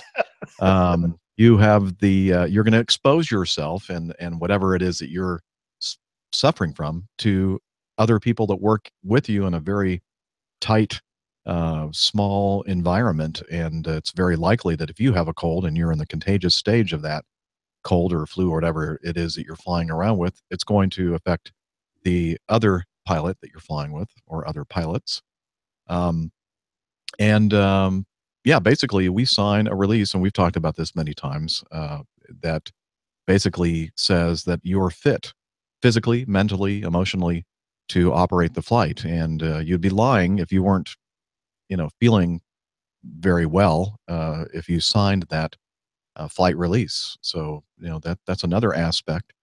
And as far as calling in sick, yeah, you can call in and say that you're too sick to fly. And I guess it depends on every airline, but my particular airline is very good about that. If I'm in a condition that is not good for operating a flight, I call the crew tracking or crew scheduling and let them know. And if it's before a trip, I call the schedulers and say, hey, I'm not going to be able to make this trip. And we have a balance or a pool of hours that we can use so that we, if we don't fly the trip, that means that, potentially you don't get paid for that trip. And we have a system where if I call in sick for a 3-day trip, then the number of hours that trip was originally worth is deducted from my pool of hours that covers the entire year. So, it's a more than sufficient amount unless you end up becoming very, very sick, or you break a leg or something like that, and you're going to be out for a while. Then some other things come into play as far as disability and that kind of thing. But if you're just sick and you have the flu or a stomach issue or a cold or whatever, then it's always the best thing to do to call them up and say, I can't make it. And then that's why we have pilots on call, reserve pilots, to come in and take your place. So, and I'm sure that it works similarly with your airline, Nick. Absolutely, Jeff. We are legally obliged to be fit and able to fly a flight. So if you're feeling a bit offside, we will call in sick, and there's absolutely no pressure put on us to fly when we're feeling unwell at all. And that's a great thing about the industry, or certainly my airline. Jess Airline is obviously the same. I can't speak for the rest of the world. I know that some airlines are under more pressure than others, but I don't know if that's for sure. What I can say is, though, that if you feel a bit unwell on the ground, you wait till you are, operating a flight.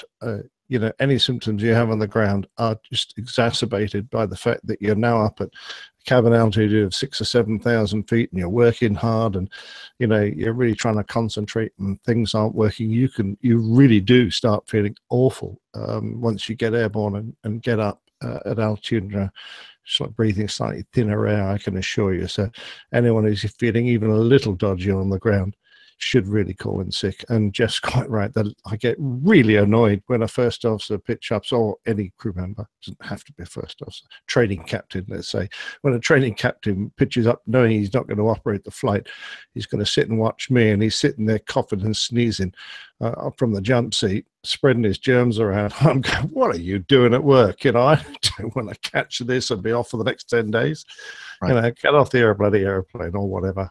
Yeah. So, it just annoys me when people pitch up and and they know really they shouldn't be there. So best not to do it. Right. Mark Alexandre Paquette in the. Oh, we didn't quite finish. I know. I was just going to mention that regarding this, also Okay, sure. going along with the sick. He says, what would happen if you called in sick before the return flight, like the morning of a JFK Heathrow leg? Well, they would obviously, if you can't fly, you can't fly. That's just tough. If they've got another flight that they can switch a captain into to operate that flight, they will do so. If necessary, they will just either turn around the pilot that's just landed, give him minimum rest, delay your flight a bit, and then put him on it, or they will fly another pilot out from the UK, which is usually the longest way of fixing the problem. But if you're sick, you're sick. You just have to be a big boy about it and admit the fact. I hate hearing stories of people who go, "Oh, I was really ill, but I was down in Johannesburg and I needed to get the flight home, so I just got on and we just did it anyway." And I'm going, "Oh God." All you need is for something dramatic to happen when you're in that kind of a situation, and it's not even worth thinking about. So that's something that luckily it happens very rarely. I've not had to do ever. We go sick down route. It happens because if I'm usually fit enough to fly, we're not down route long enough to get particularly badly ill. But if I had to, I would go sick. Now, sadly, I, on at least one occasion, knowingly operated a flight and thinking that I was going to feel better because I had these nice long layovers and everything else. And then, of course, it just got worse and worse. And I learned my lesson from that. But sometimes you just want to, for personal reasons and for reasons to, move the mission along. You kind of get into that frame of thought that you want to get the flight accomplished so you don't inconvenience all the passengers and that kind of thing. And that's, I think by nature we're very can-do people, aren't we, Jeff? We're not going to fall sick at the drop of a hat. We really want to get things, done and do what we're here to do. But you're absolutely right. If you're not 100%, you should not be operating. So regardless of what the implication is, you have to just, be honest with yourself and say, nope, I can't do it. Yeah. Good question, though. And the second part of his question, or his feedback, do you watch movies or listen to podcasts during cruise? Well, no, of course not. We're not allowed to do that. No, of course not. We're not allowed to do that. Good answer. No, especially the movies thing.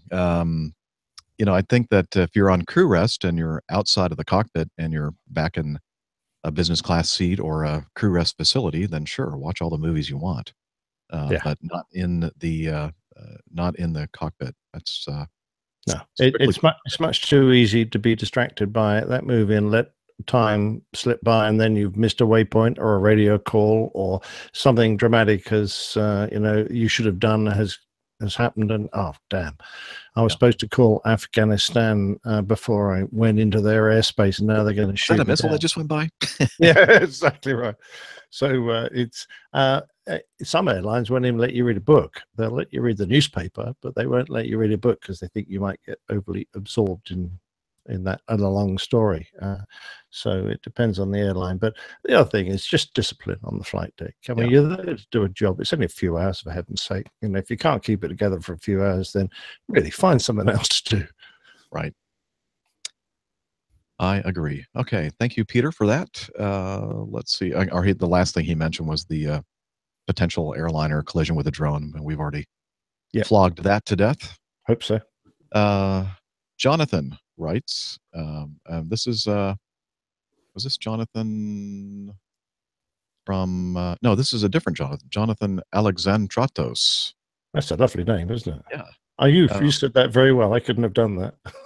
I don't know how that happened because of my words I'm having trouble using today. Anyway, my name is Jonathan Alexandratos, and I'm in no way connected to the aviation industry. I am, in fact, terrified of flying. Yeah. It's a thing I have to do fairly regularly for work. I'm a playwright. Well, yeah. What? I'm terrified too. Yeah, we are. Being in a cockpit with Captain Nick would be terrifying. Yeah. Just kidding. Let's see. I'm a playwright, and thankfully I've been lucky enough to travel around the world to make theater. But enough about my work. I've got to cut myself off. We theater people tend to go on and on about our shows so much you'll be thinking, this is why movies are better in no time. Like I said, I'm terrified of flying and listening to your podcast. Wait. I'm terrified of flying, and listening to your podcast. Fair enough. If you take the comma out, I'm terrified of flying and listening to your podcast. Yeah, I prefer that one actually. It's great. It's more fun, isn't it? Okay, so let's start again. Like I said, I'm terrified of flying and listening to your podcast, backed by the entire team's expertise and oddly soothing voices. You've That's got not creepy. an odd voice, Jeff. Yes, I have an oddly soothing voice. Gives me so much comfort. It makes me feel like I understand what I'm scared of so much better, and understanding the unknown makes it less scary for me. I often find myself Googling a bunch of terms after each show and learning more. But I do wonder, is there any advice you might give to people in general who are afraid of flying? I would advise you to contact Captain Al. He has a little side business of helping people with their anxiety, their flying anxiety. Yeah, he'll also take you out for a very good curry. Absolutely. And yeah, I mean, there are a lot of books and audio tapes and that kind of thing and you know what? I think it really depends on exactly, I mean, individually, what is the way to get over this for people, because for some people it's just a lack of knowledge and a lack of control. For some, it's the feelings that the sensations that you experience. I don't know if there's one size fits all when it comes to ways to tackle this anxiety that many people have, and really, I think that it's a whole range of anxiety, from people that fly all the time and act like they are not afraid or have any anxiety. They may have a little bit low level there, and then the other extreme is just like off the scale, people that can't even step onto an airplane and have to leave the airplane because they just can't stand the thought of getting into the air in the airplane. So I'm not sure.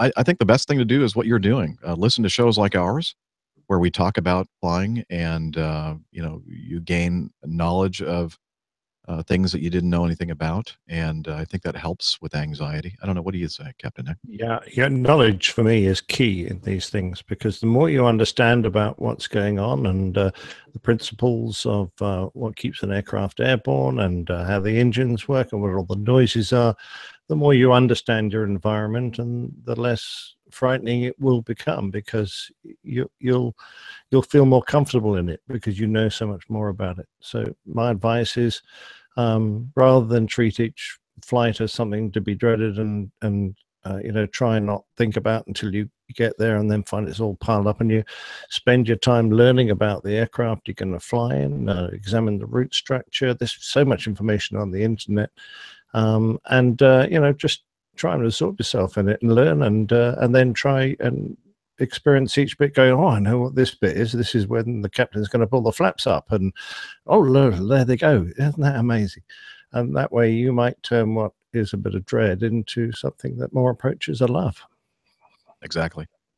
By the way, the Captain Al's website is flightfearsolutions.com. Thank you, Micah, for that in the chat room. Absolutely. He says also a co-pilot to that question in theater. Whoops, there I go again with theater again. We're hopeless. There is a play called Charlie Victor Romeo, in which the CVR recordings of a handful of airplane accidents are dramatized word for word. Have you heard or seen? Have you heard of or seen? It has been recorded and is up for viewing on Amazon. This piece, and if so, or even if not, what do you think of a play like this? Are there any other aspects of the airline world that you think would work well as a play or a movie? And I promise not to steal those ideas, sort of. I don't know. Should we trust this guy? Nah, I wouldn't. Not unless he gives us a cut, and I want it in writing. Yeah, our great idea for a major motion picture. Absolutely. And I've got a couple of really good ideas. Do you? Yeah, I do. You're a very creative person, so I believe you. I have heard of this play. I think I may have heard some clips from it, and if you're trying to re-dramatize or dramatize the cockpit voice recorder, and you don't do the job of a pilot yourself, I think sometimes it's difficult to get it quite right. But I don't know. I have mixed feelings about it, because usually these cockpit voice recordings are horrific, and usually leads to death of many people, and I'm not sure what the purpose of it would be. I mean, what good comes from this? Do you have any thoughts on that? I mean, I can understand it would be a very dramatic piece, because, of course, you're dealing with situations that inevitably, in a lot of these cases, lead to loss of life. So that's going to have drama. But I'm a bit with Captain Jeff here. I'm not quite sure what good it will do anyone. There's no lesson to be learned from listening to the CVR. If you're going to tie it in with giving plucking some benefit from it, then yes, I can understand the reason for it. I mean, when I did a board of inquiry for the Royal Air Force mid-air collision, listened to the voice tapes, both aircraft involved, it was spine chilling, and all those guys survived. So, but just listening to those last moments and the moment of the impact was, just, wow, that was tough to listen to. I really don't know if there's a lot to be gained, but there you go. I mean, people want to find art in all sorts of areas, so I don't see why not. True. I guess. Yeah. I mean, I've got some good ideas, though, some much better ideas than that. Okay, well, contact us and we'll give you our great ideas. I was going to give my ideas now. I don't mind. Okay, go ahead.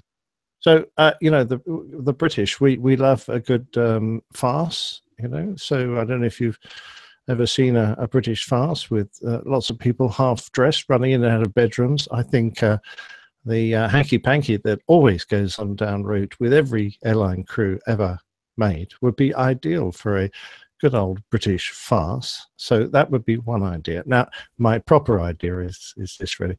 Now, we often carry lots of gold bullion, and many times we've had the old brinkmat armored car park up beside the aircraft, and we've loaded millions of dollars worth of used banknotes and gold bullion on board. And I often thought what it would be like to for the pilots to heist that, to steal that by halfway across the Atlantic where no one can see you on radar, to descend to low level and divert to some remote South African airfield where you could land this aircraft and steal all the gold and the used banknotes. But the question is, how, what would you do to all the passengers? How would you deal with them? What happens if some of the crew dissented, they didn't want to do it? So that I think would be a fascinating subject for a movie, a sort of a gold heist. Cool. Like put it into a hangar, and then the hangar's filled with sleeping gas or something like that. Something like that. I mean, yeah, particularly since a lot of the interest in this Malaysian 777 disappearing has been, people think it went to some weird airfield and landed there. There'd be a lot of interest from people who obviously think that's something that could happen. So it would give very intriguing. Very intriguing. Exactly. I mean, would you actually depressurize the airplane, kill everybody on board? You put your oxygen mask on and depressurize, and everyone else would die. How much gold are we talking? Yeah, well, you could have millions upon millions of dollars worth. It could be several tons, couldn't it, of gold? That'd be worth a lot. Yeah, something to think about. Ooh, yes. Anyway, Jonathan says, thank you for taking the time to read my message, and know that you do worlds of good for lots of different people, including those who are reluctant flyers transitioning into more comfortable ones.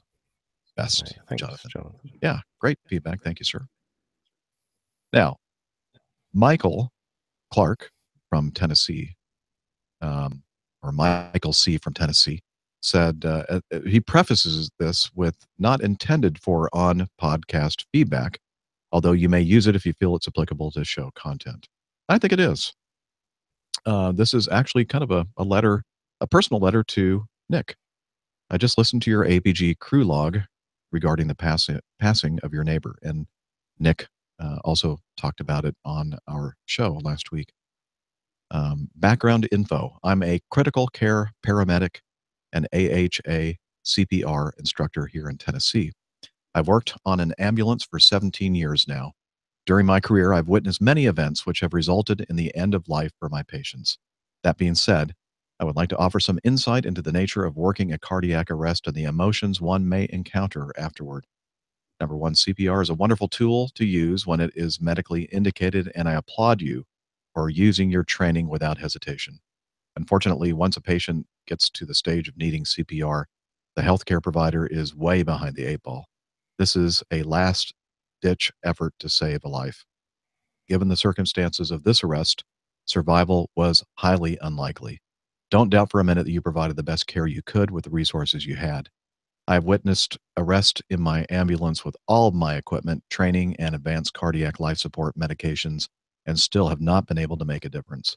I always tell new EMTs or students who witness this for the first time that when your number comes up, it's just your time to go.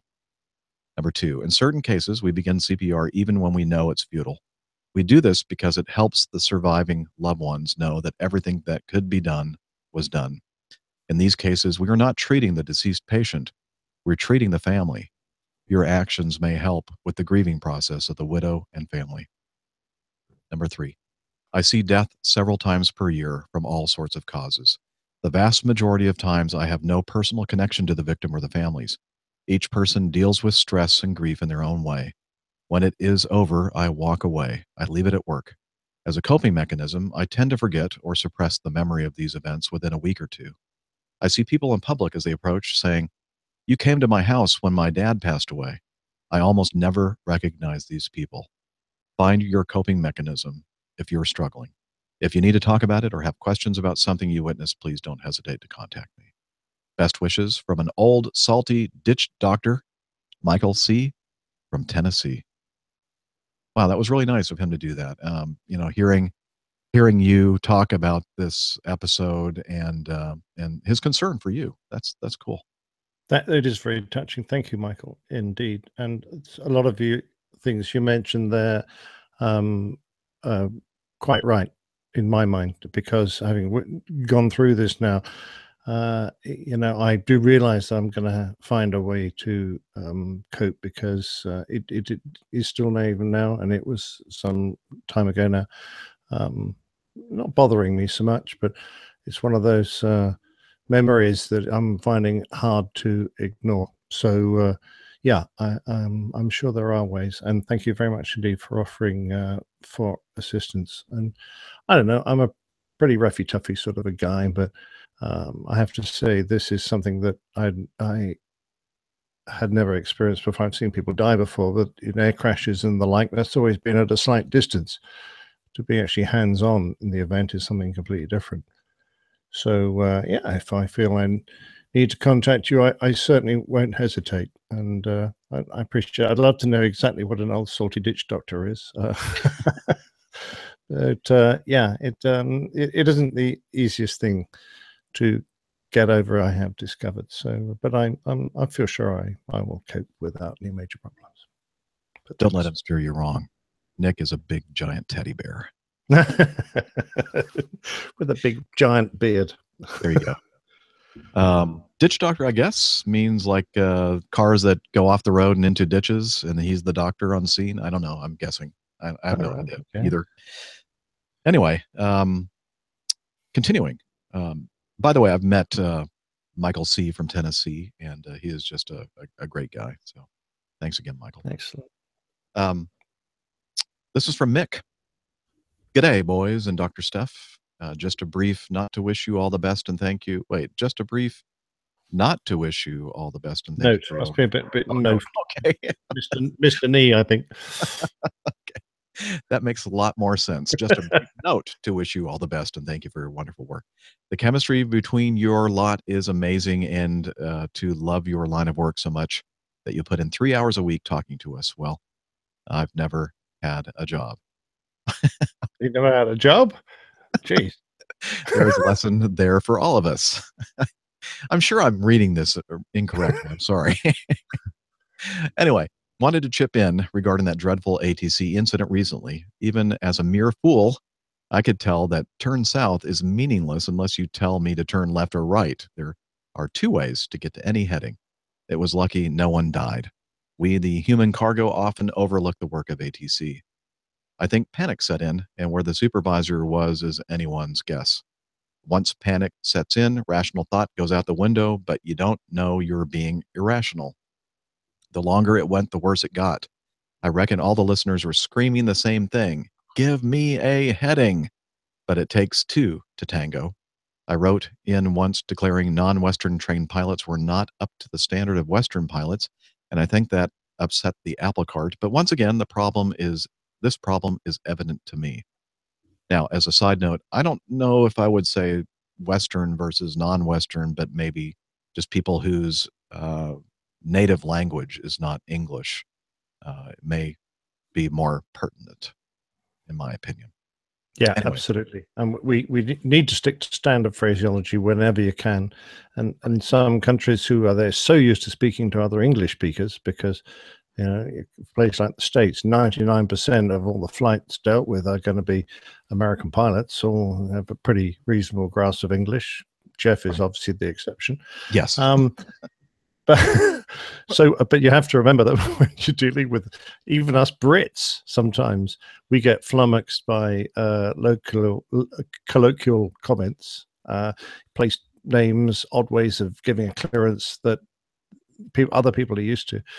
No, you can't afford to do that. You've got to stick to standard phraseology. Absolutely. And as an example of just perfect enunciation and diction and the way English should be spoken, should be done, be spoke. Let's hear this episode's installment of Plain Tales.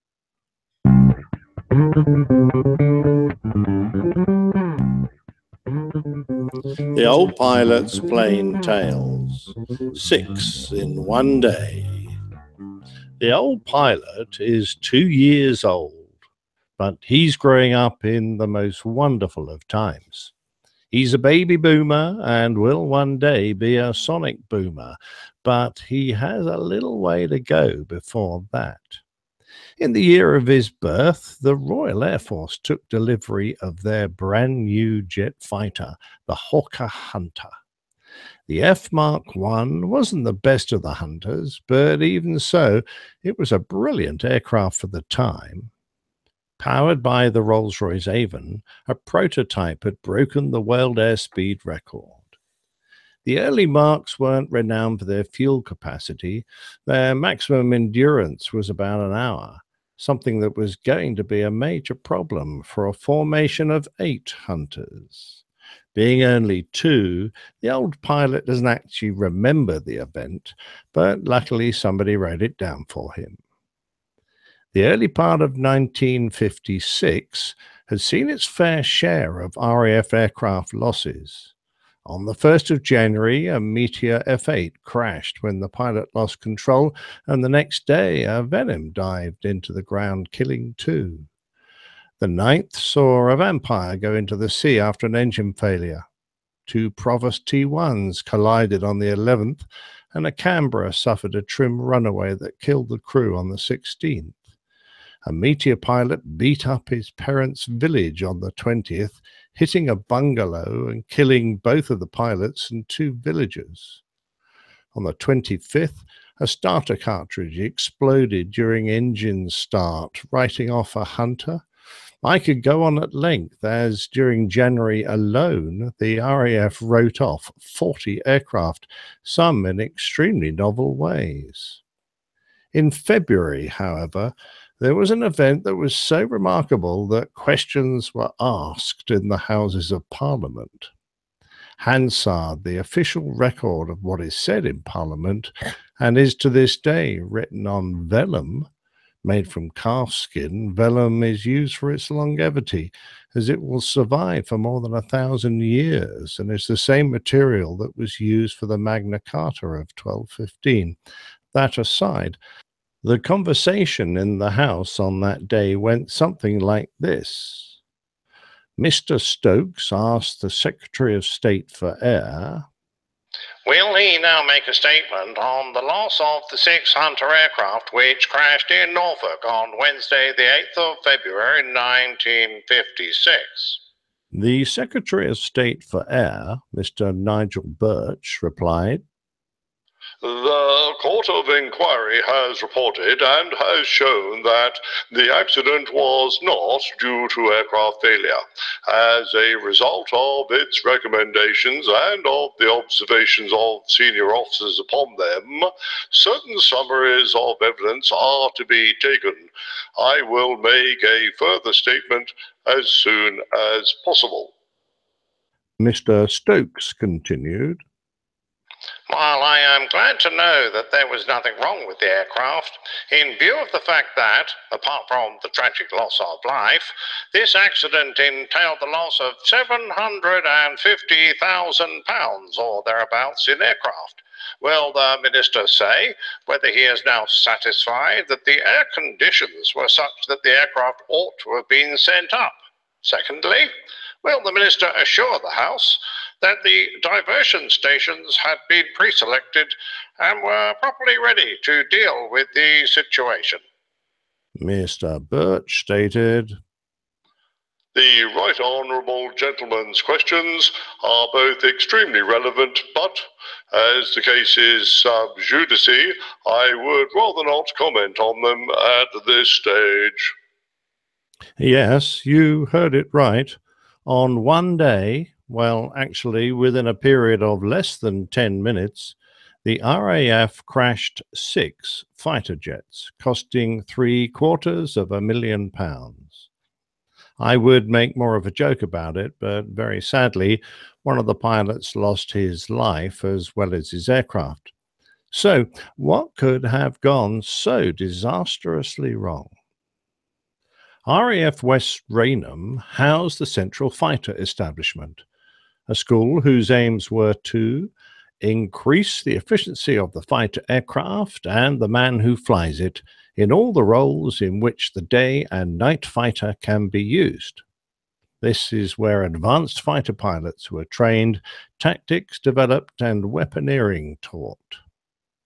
On the morning of the 8th of February, 8 pilots from the Day Fighter Leader Squadron briefed up and prepared for their flight. They planned to conduct a high-level mission of 4v4 combat, but the forecast wasn't looking great. When they had all attended morning prayers, the nickname for the morning flying brief, at 8:30, the med officer had said that things looked pretty dismal, but the weather ship took off anyway and reported that conditions were better than expected and they could get their mission in. So at 10:50, the 8 ship blasted off and climbed to 45,000 feet for their training exercise. Operations had told them to get back into the overhead at 20,000 feet by 11:15. The GCA, ground-controlled approach radar, was unserviceable at West Raynham, but the systems at RAF's Marham and Waterbeach were fine, so those were the nominated diversion airfields.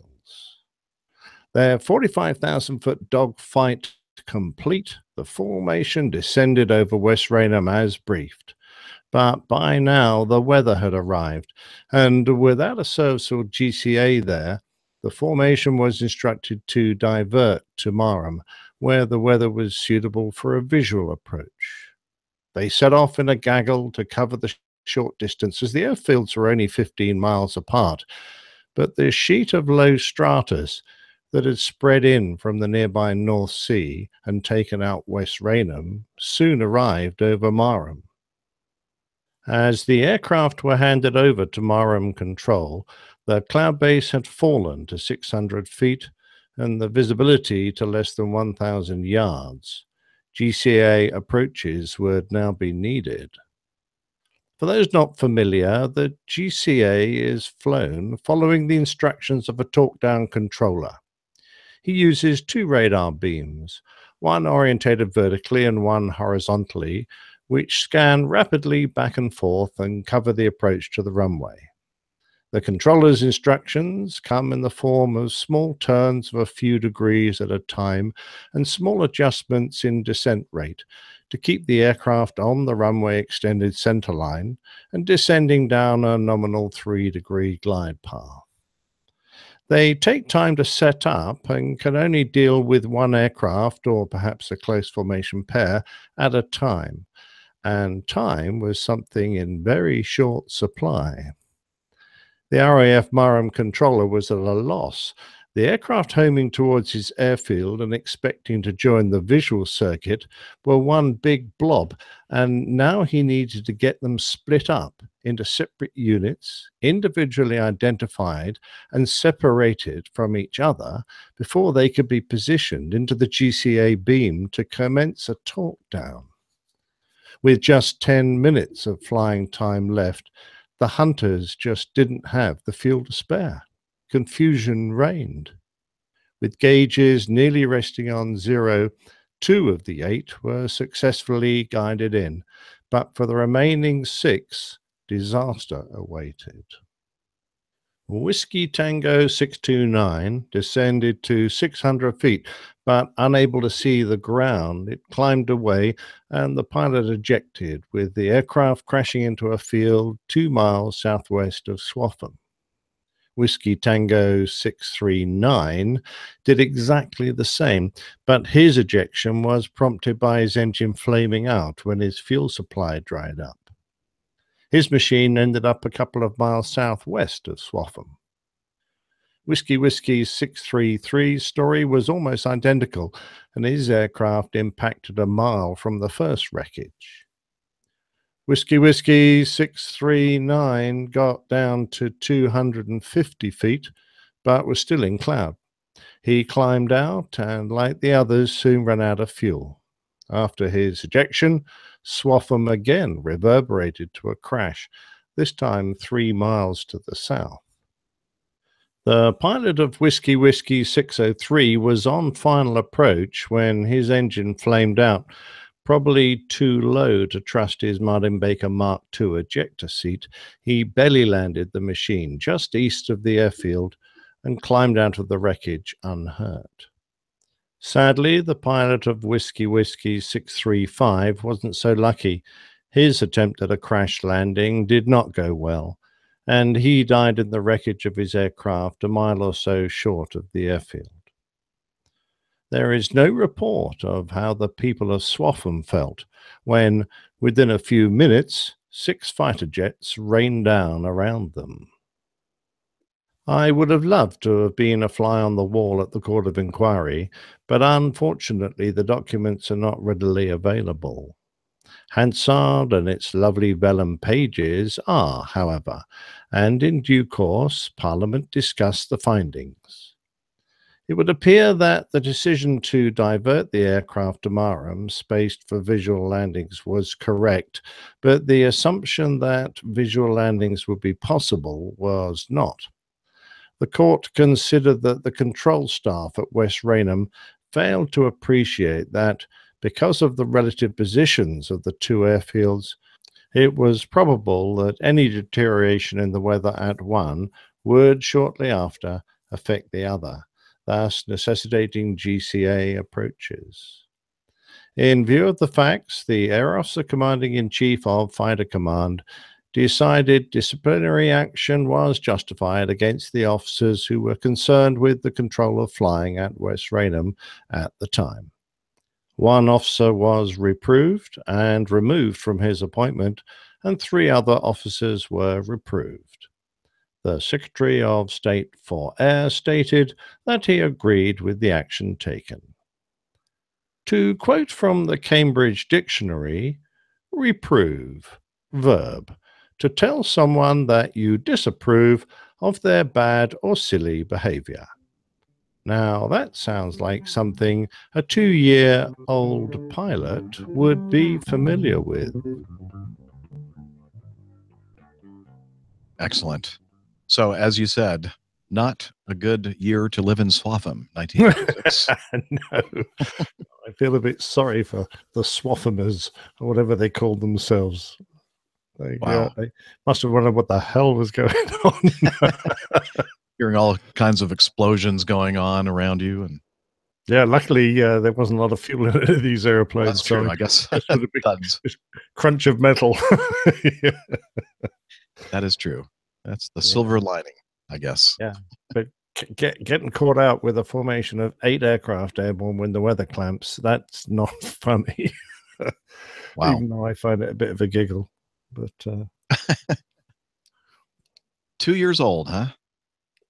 yes, good age to be, I'd say. Yes, I was living in Kent at the time, so it was nothing to do with me. No, well, we can't blame it on you, I guess. Can't blame it on me. That was 2 years before I was born. So. Yeah. Oh, golly, you youngsters. Yeah, right. All right. Well, thanks again for those plane tales. They're just awesome. Love them. Thanks. You're welcome.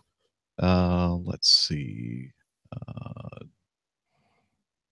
And we already talked about the Aero Suker 727, so we're continuing on with Captain Ollie. He said WSHR wind shear go around on the Airbus and Acme Orange is a TOGA procedure. But either way, unless you're getting a great deal of buffeting once TOGA is selected, you follow the SRS, Speed Reference System, guidance, and following it until you have a positive indication that you're out of it. If flown well, it can be a fairly smooth procedure, at least on an Airbus. Best wishes to you all. Safe flying, Captain Ollie. Now, you know, he's referring to the incident where there was some wind shear either encountered or in the area attempting to land, and they performed a go-around procedure. And I'm not sure, I'm not clear whether or not that this was actually one of those active wind shear systems that detected the wind shear and you were getting the go-around wind shear go-around guidance in the airplane, or if it was just something you know, that they initiated on their own. Do you remember? I'm afraid I don't. No, I can't. Absolutely no. If you're in a situation where you actually get the, you know, the machine is telling you wind shear, and you're getting wind shear guidance, then absolutely absolutely you follow it. Yeah. And it's full power and sometimes even maximum power, which means you just throw the throttles to the firewall, and even if it's above all the engine parameters, it doesn't matter at that point, because it's it's most important to get the airplane flying, and you can always replace engines after you get on the ground. We can't overtemp the engines in the Airbus. You just go to Toga, and you can only stay in Toga for 10 minutes. So, because eventually you will start damaging the engines. So if you come out of it in 5 minutes, that's even better. The great thing about the Airbus is that the SRS system, which is basically you follow the pitch demands of the aircraft to maintain speed, and it'll usually be the speed you enter it, or I think V2 plus 10, something like that. I can't recall exactly off the top of my head. And it will allow the aircraft to pitch up when the speed's getting low. And when you've got excess power, as often happens in wind shear situations, sometimes you've got speed going the wrong way, sometimes you've got it going the right way. It'll allow you to gain height. So, you'll win in both situations. But if absolutely stuck, you're told to just pull the stick back to the stops and keep it there, because the one thing that the Airbus will do is that it will fly you to CL max and maintain it. So CL max, for those who don't know, is the maximum amount of lift you can get out of the aircraft before it stalls. So it's actually at the top of the lift curve. If you keep pitching as in an aircraft that's unprotected, say, for example, a Boeing 747, you'd have to continually tweak the airplane's pitch to maintain probably stick shaker, which is their stall indication, and manually fly that. Well, on an aircraft that has a decent fly-by-wire system, we know it's more efficient to let the aircraft do that, because it can react faster than the pilot can. So that's what we do in a wind shear, and get the absolute maximum performance out of the airplane to keep clear of the ground. So you said you leave the automation on in that situation? Well, the automation is there on because it's a protection, Jeff. It's always for the protection's always on. Yeah. Okay. You can fly it initially in autopilot, but eventually, if the angle of attack gets excessive, the autopilot will kick out. Okay. So and then you're manually flying it, and you're manually following SRS. But if the situation is dire enough, you just put the stick as hard back as you can, and then let the automatic protections, which are the last ditch thing that will stop the aircraft from being mishandled, fly the aircraft at the maximum amount of lift it can produce. So you're basically sitting there at V alpha prot, and the airplane will give you the best it can. You can't get any better out of it, by manually flying it. Right. Yeah. For us, it's like, you're in any of that kind of situation, wind shear, escape maneuver or whatever, the auto throttles, auto pilot systems go off, and you're hand flying the airplane. And we practice that every time we go into the simulator. Yeah. So we're also hand flying it generally. We're in that situation, but we're relying on the protection to stop ourselves from pitching the aircraft into a stall. So we're giving the maximum amount of pitch we can, and it won't enter a stall because the fly-by-wire protections won't let you go into a stall. That may have been one of the problems with that Air France crash over the Atlantic, where the reaction of the co-pilot was just to pull straight back on that stick and keep it there, thinking that the airplane would not allow it to get into a stall situation. But that's where he was badly mistaken, because protections disappear once you're in alternate law, and he should have known that. Once the aircraft went into alternate law because of the SB conflict that they originally had that caused the whole problem, then you will go on alternate law, and those protections won't be there. And it's indicated then, or there you get markers on the SB indicators, and the displays look different. So it's not like it's it sneaks up on you. It's there in front of you. All the cute clues are there. All right.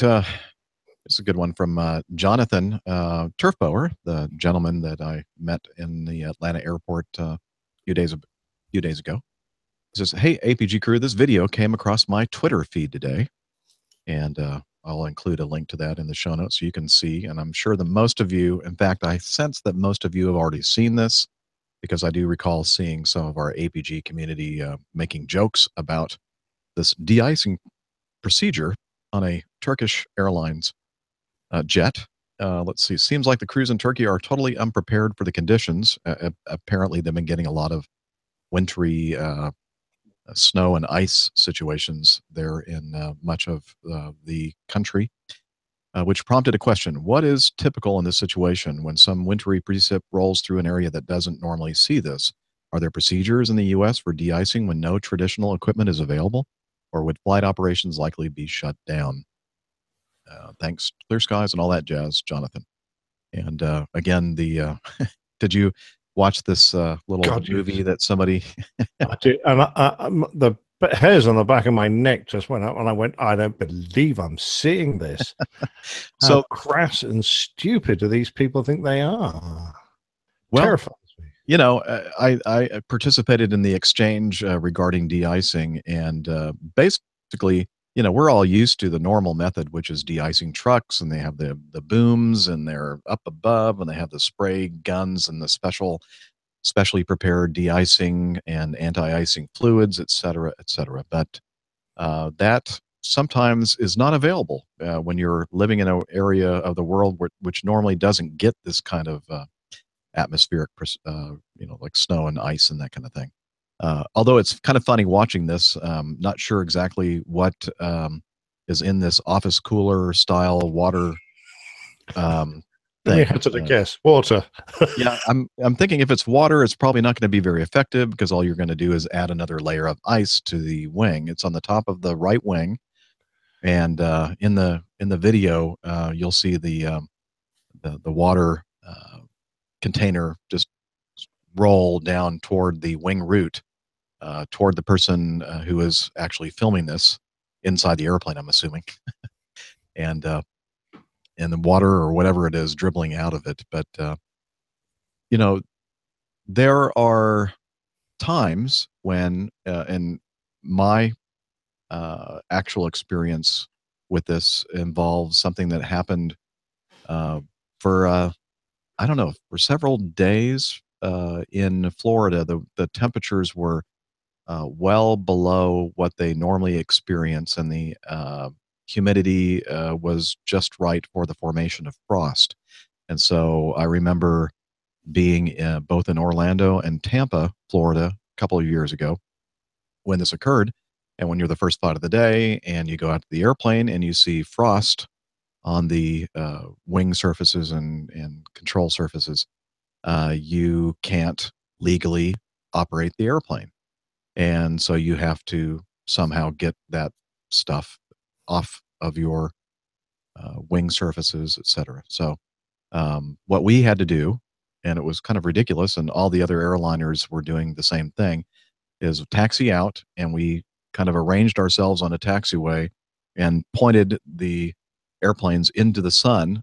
At this point, the sun was not yet up above the horizon, and then as soon as the sun rose and started, you know, hitting the surfaces of our wings, guess what? The frost disappeared, and that was when we were able to actually taxi the rest of the way to the air to the runway and take off. But it was kind of comical, I thought, because you know, we don't have any de-icing fluids, de-icing trucks, any of that kind of stuff at these airports because 99.9% of the time you don't need them. And there was another time where I remember somebody was removing ice using a broom off the wing, and guess what? That's completely legal. I mean, the FAA doesn't specify. Yeah, it has to be a certain type of de-icing truck using certain de-icing fluids.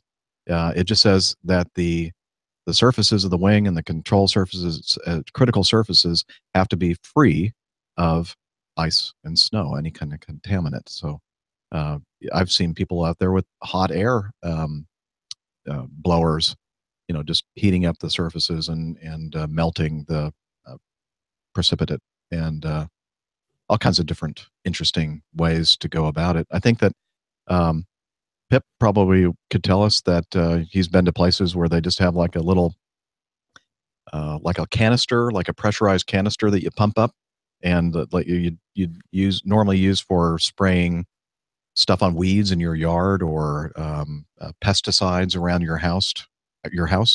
That kind of a device filled with de-icing fluid and is going out there and squirting the wings to get all the snow and ice off. So, yeah, hair dryers, Jen, ice scrapers, credit cards. You could get everybody, all the passengers out there with their credit cards and start scraping away. It really depends on, what the contaminant is and everything else. But interestingly, yes, you can do all kinds of alternative methods to remove the snow and ice from airplanes. What do you think about that, Nick? Sorry, I'm just going to go. I mean, it happens to us sometimes at awkward places because the fuel you land with may have been super cooled.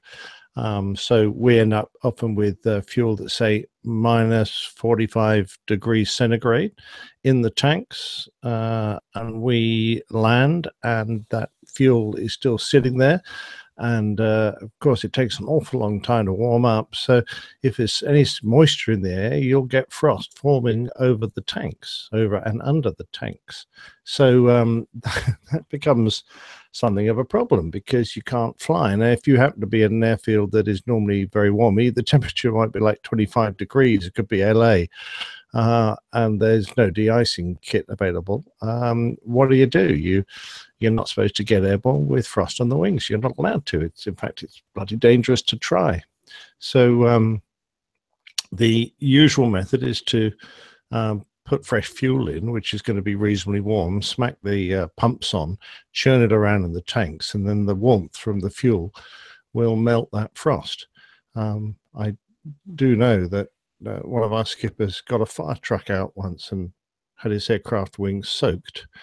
And when the company found out about they'd used water to de-ice the aircraft, they went berserk. So because but it did the trick, right? It worked because it was did. Well, but I mean, it was well above freezing. The water was probably good. It actually worked, but of course, once you say, "Oh yeah, that's an acceptable technique," someone will try it in a place where it's not quite so warm.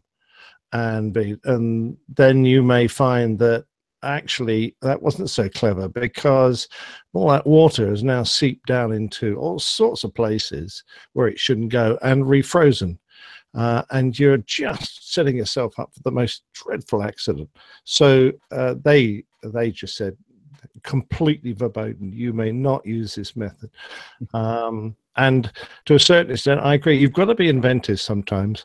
And I think, lovely. Park your airplane in the sun, let the sun do it. That's great. I don't care how you do it, but to actually use water to flood an aircraft and de-ice it, I don't think that's the most sensible. Probably not the best. No, as when in you look at it, you go, well, ones. That didn't work. Yeah, that's right. I've got an inch of ice on the wings. What are we going to do now? Or worse still, it just seeps down and refreezes in a cold part of the wing you hadn't realized, like in the joints of the flaps, around the hydraulic lines there, or around the jacks there. And you get airborne and you have a major crunch because now you're trying to retract something that doesn't want to move. And that's where the real problems come. You might think it's a good idea to start with, but it could... It seemed like a good idea at the time. Yeah, there's a reason we have set procedures, and you're actually violating the aircraft manuals by doing it in any other way than an approved method. All righty. Well, that was a good discussion about de-icing methods and normal and alternative. Yeah. The next Plain Tales will be all about that. So there's a comment in the chat room about, Sandy said, 2 stonking great jet engines, point the back end of one at the plane at another, and we will actually find out why that may not be a very good idea. May not be a great idea. Next Plain Tales. Oh, good. Look forward to that. I know exactly which one you're talking about. Sure. All right. Hey, it's time for another installment of How I Got Here.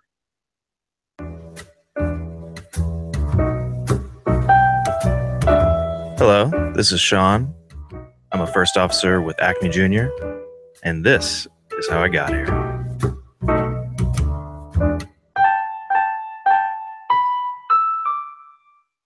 My career has been kind of a whirlwind. I didn't come to flying until I was 30 years old. Before that, for 10 years, I was an archaeologist. That's what I went to school for. I studied anthropology and environmental studies. My focus was in Mayan archaeology. Ran around in the forest wearing a cowboy hat and swinging on vines, digging in the jungle, all that cool stuff. But once I got out of school, it turned out to be quite a bit different. Being an archaeologist wasn't as glamorous as I thought it was going to be, but it did have a lot of benefits. I had every winter off where I worked as a ski instructor in Utah. Lived in Germany for 2 years where I taught skiing for the U.S. Army. Traveled as much as I want. I went to about 41 different countries before I ever came to the airlines or anything.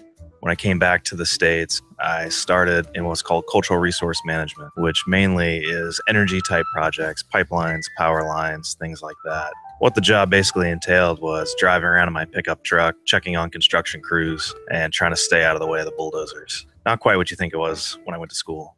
There are definitely times where I'd be sitting in my truck, working a 15-hour day, just sweating out in the desert in 120-degree heat, bored out of my mind as a bulldozer's trying to blast through rock. And I knew that if a bulldozer couldn't bust through the rock, no Native American is going to, so we definitely weren't going to find anything. And I was just sitting there collecting a paycheck, daydreaming about what I could do next. I realized I was less Indiana Jones and more of a glorified ditch digger. So after sitting out there sweating for a year on end in the deserts of California, I managed to save enough money so that when I got laid off in the spring, I had the opportunity to move back to North Carolina and move into Kitty Hawk, where I had lifeguarded when I was younger. Spent the summer doing naturalist sort of bird watching kayak tours, and I had planned to, in the fall, going to go to Asia and spend 3 months just bumming around. I'd bought the guidebook and everything. And then I was actually in a coffee shop reading the guidebook, and I saw a flyer for flight lessons at the local airport. Called and ended up starting flight lessons. And that's something that I had always wanted to do. And my dad's a retired Marine pilot, so I grew up around flying and just never had the time or money. And this was an opportunity where I had both the time and money. So I went out there and started flight lessons just like that with no real intention besides just getting my private.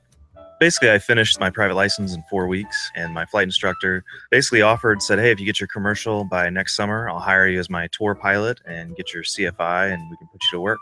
I said, in for a penny, in for a pound, and spent all winter studying and did my instrument in April, commercial in May, and CFI in June, and was raring to go. Outer Banks was a great place to fly. First of all, it's beautiful, but also the birthplace of aviation. You know, I consider myself lucky that I got to learn how to fly in Kitty Hawk, North Carolina. I flew that 150 all over the place, including up to our maintenance base in Chesapeake, which was about 45 minutes away or so. So the deal was if I flew it up there, I get that flight time for free. And since I wasn't doing anything else, it worked out great. And while I was up there, I figured as long as I'm getting a free hour or two, I might as well put that money towards tailwheel lessons. And that kind of led to my next job. Once the season ended in the Outer Banks, they had already offered me a job mainly doing tailwheel endorsements and some light aerobatics.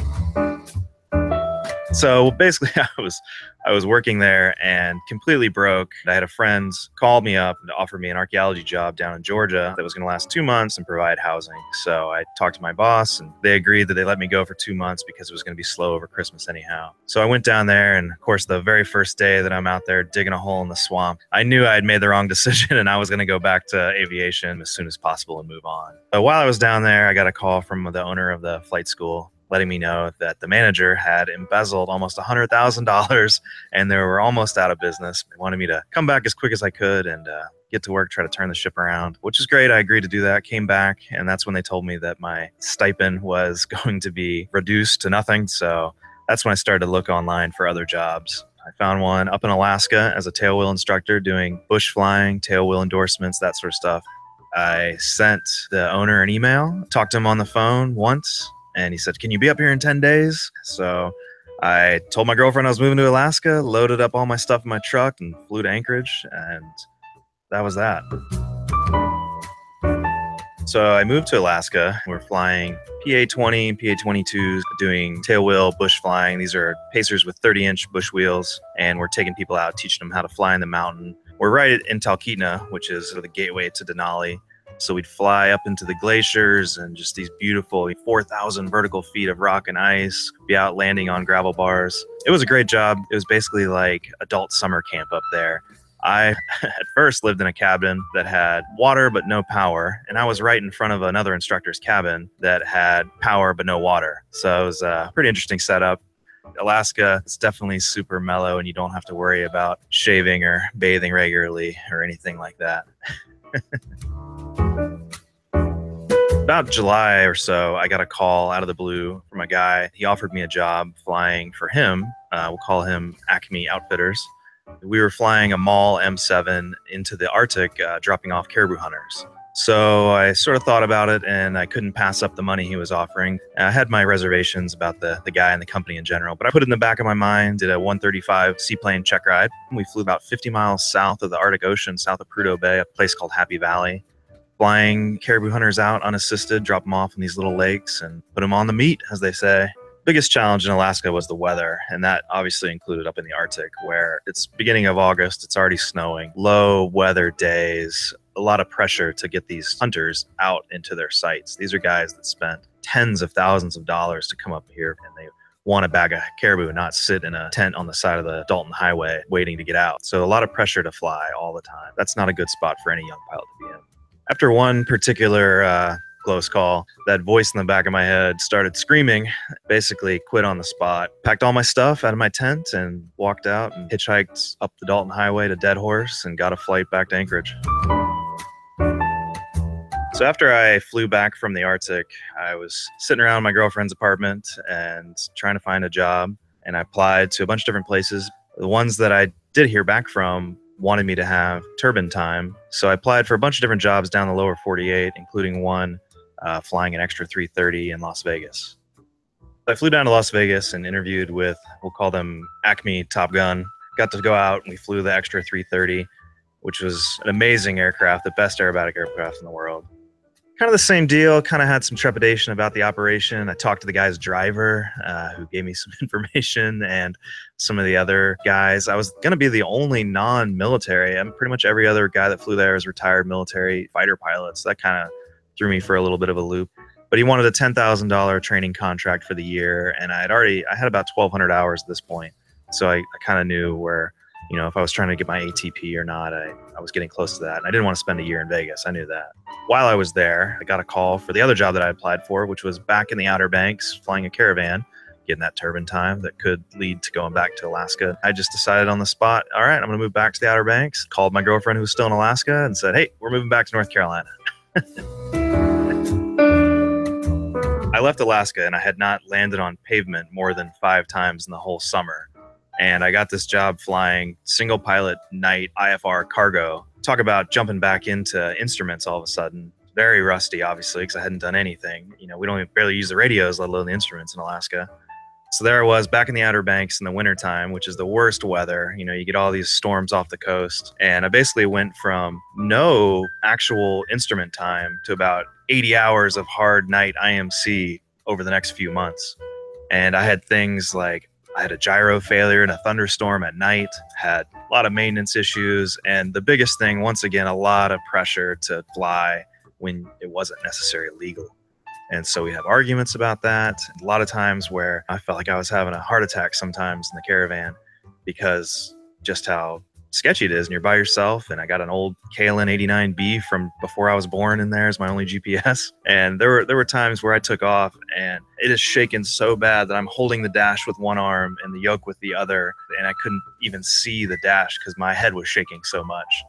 Tell them you don't want to go, and they tell you that, all the other pilots are going. Meanwhile, I'm texting the other pilots like, no, we're not going either. 135 cargo is a whole different world. And I quickly learned that. I didn't know anything about it going in. I knew that I was wanting to move on to something a little more safe and solid. So that's when I started to look at the 121 world. So the airlines were definitely never on my radar. Even when I first started flying, with my dad being a military pilot, I didn't even know anyone that flew for the airlines. Then up in Alaska, one of the other instructors, he left and came to my future employer. And even then I was kind of like, have fun with that. Didn't really cross my mind until later on. So once I started to look at the 121 world, my nearest airport, Norfolk, Virginia, is actually a home base for Air Acme. And I thought about going there, but I definitely did not want to fly up and down the Northeast corridor, having spent a little bit of time flying up there in a 210 doing Part 91 stuff. Really wanted to kind of go back and ski. So I looked at what employer might give me the opportunity to live somewhere where I could ski. So Acme Junior was a great option. That, and I knew I had to move away from the Outer Banks, and them having 14 domiciles to choose from was actually a really big reason that I picked it, because I didn't know exactly where I wanted to live. So what I've learned in my whirlwind 3-year aviation career is don't pigeonhole yourself. You never know what opportunities are going to come up. You know, you may have a plan to build hours as quick as possible, but you're young, have fun. You know, there's lots of jobs out there, between flying tours in the Outer Banks like I did, or going up to Alaska, flying overseas. There's so many different things out there, and so many different people that you run into that could offer you a job. And speaking of that, next point is to trust your gut. You know, whether that person's offering you a job and something doesn't feel right, you're probably right. It's either the mission, the plane, the people. You should be able to have a good feeling for someone. And in this hiring environment, there's no reason now, I think, to take a job with subpar equipment for subpar wages and subpar avionics nowadays even. So get out there and find a job that will be fun, pass the time, build hours, and have a little adventure while you're at it. I'm First Officer Sean, and this is how I got here.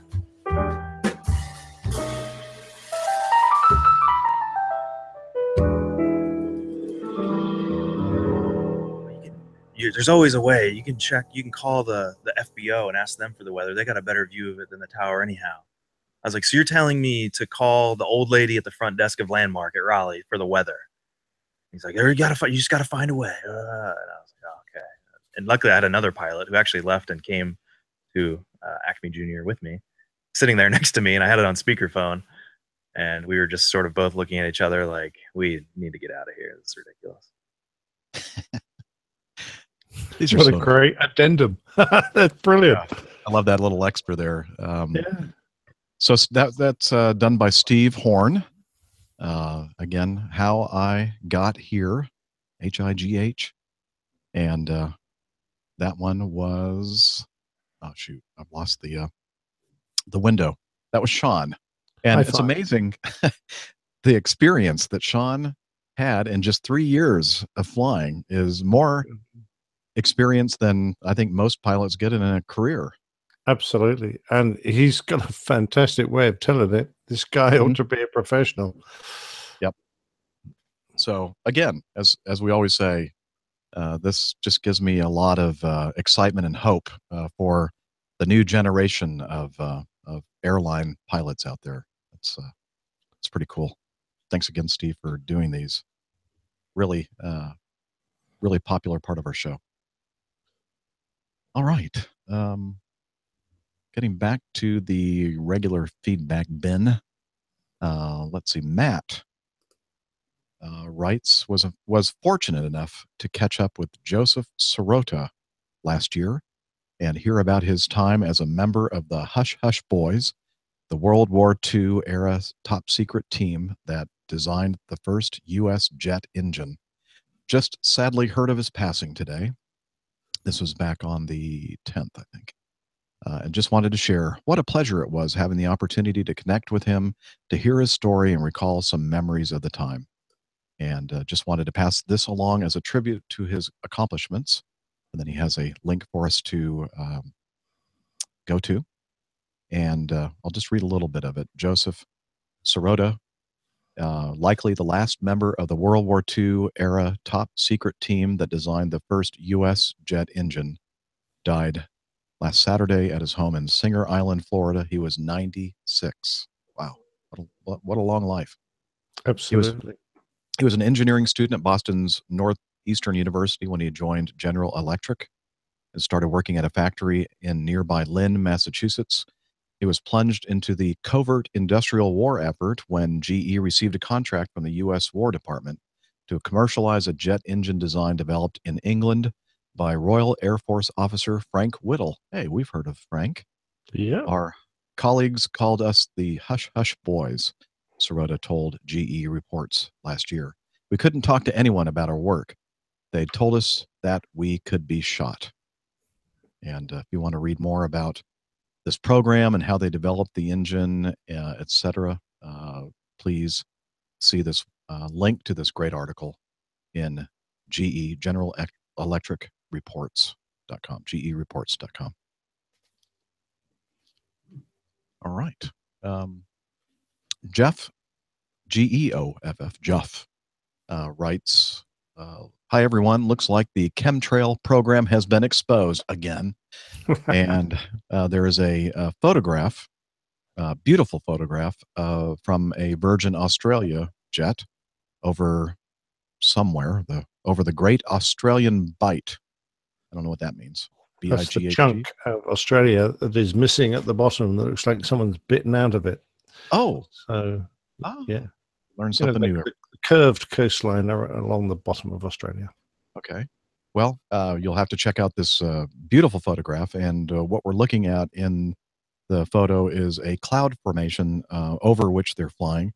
And it is, what do the meteorologists call it? It's roll clouds or, wait a minute. Mountain wave clouds. Wave clouds. Okay. Yes. Those particular clouds are lenticularis or lenticular clouds. Looks like white stripes over a dark blue, excuse me, dark blue ocean. Very beautiful. Very striking, isn't it? Yes, absolutely symmetrical, like a plowed field. Yes. And of course, the people who claim that we are out there chemtrailing the populations say, here you go. Here's more evidence of it. Obviously, they're involved in chemtrail operations. Nope. Yeah. Once again, you're wrong. It's Mother Nature. Mother Nature's chemtrailing now? God damn it. That's what's happening. We may not need to have to do it anymore then. Yeah. Anyway, you should check this out. We'll have the link to this article in the show notes so you can see for yourself what a beautiful, natural spectacle it is. Absolutely. Ivan writes, he's Ivan the Submariner. This feedback is a bit overdue, but I just wanted to say thank you so much for answering my feedback so quickly about becoming an aircraft dispatcher way back in October. It really gave me some needed insight about what to expect. Shortly after I gave my 4 months notice to my boss and signed up for a dispatcher school in Florida, shortly after I gave my 4 months notice to my boss and signed up for a dispatcher school in Florida. My class is starting in just over a month from now, and I've been trying to get a head start on this studying while finishing up my duties and help train my replacement at my current job. I'm very excited in starting my new phase of life, and hopefully the next time I write back, I'll be a fully licensed dispatcher. Also, please send my appreciation and my thanks to Dispatcher Tom for helping me make my decision.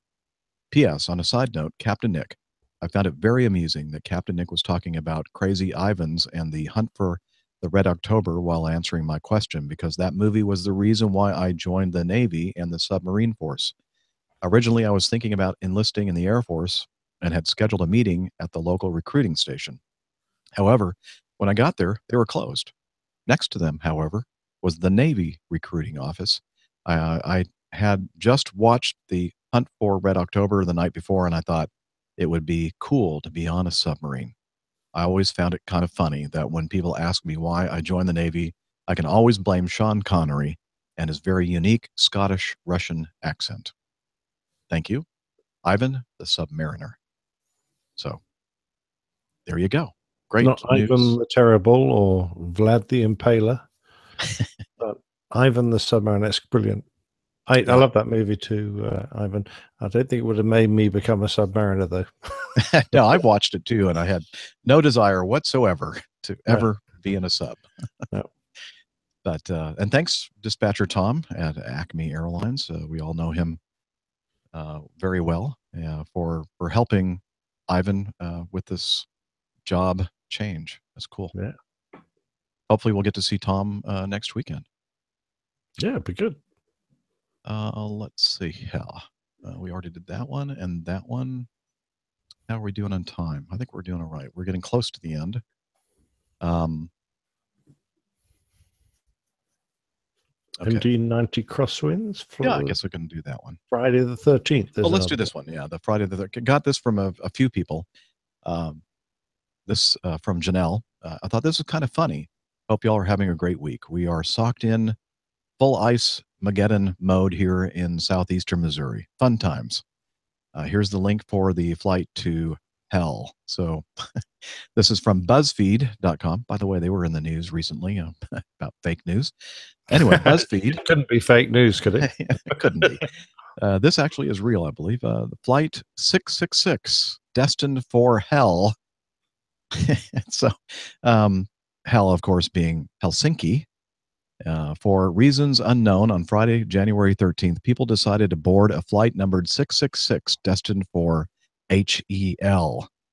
The Finnair flight from Copenhagen to Helsinki is scheduled regularly, but it took on a spooky sort of significance on Friday.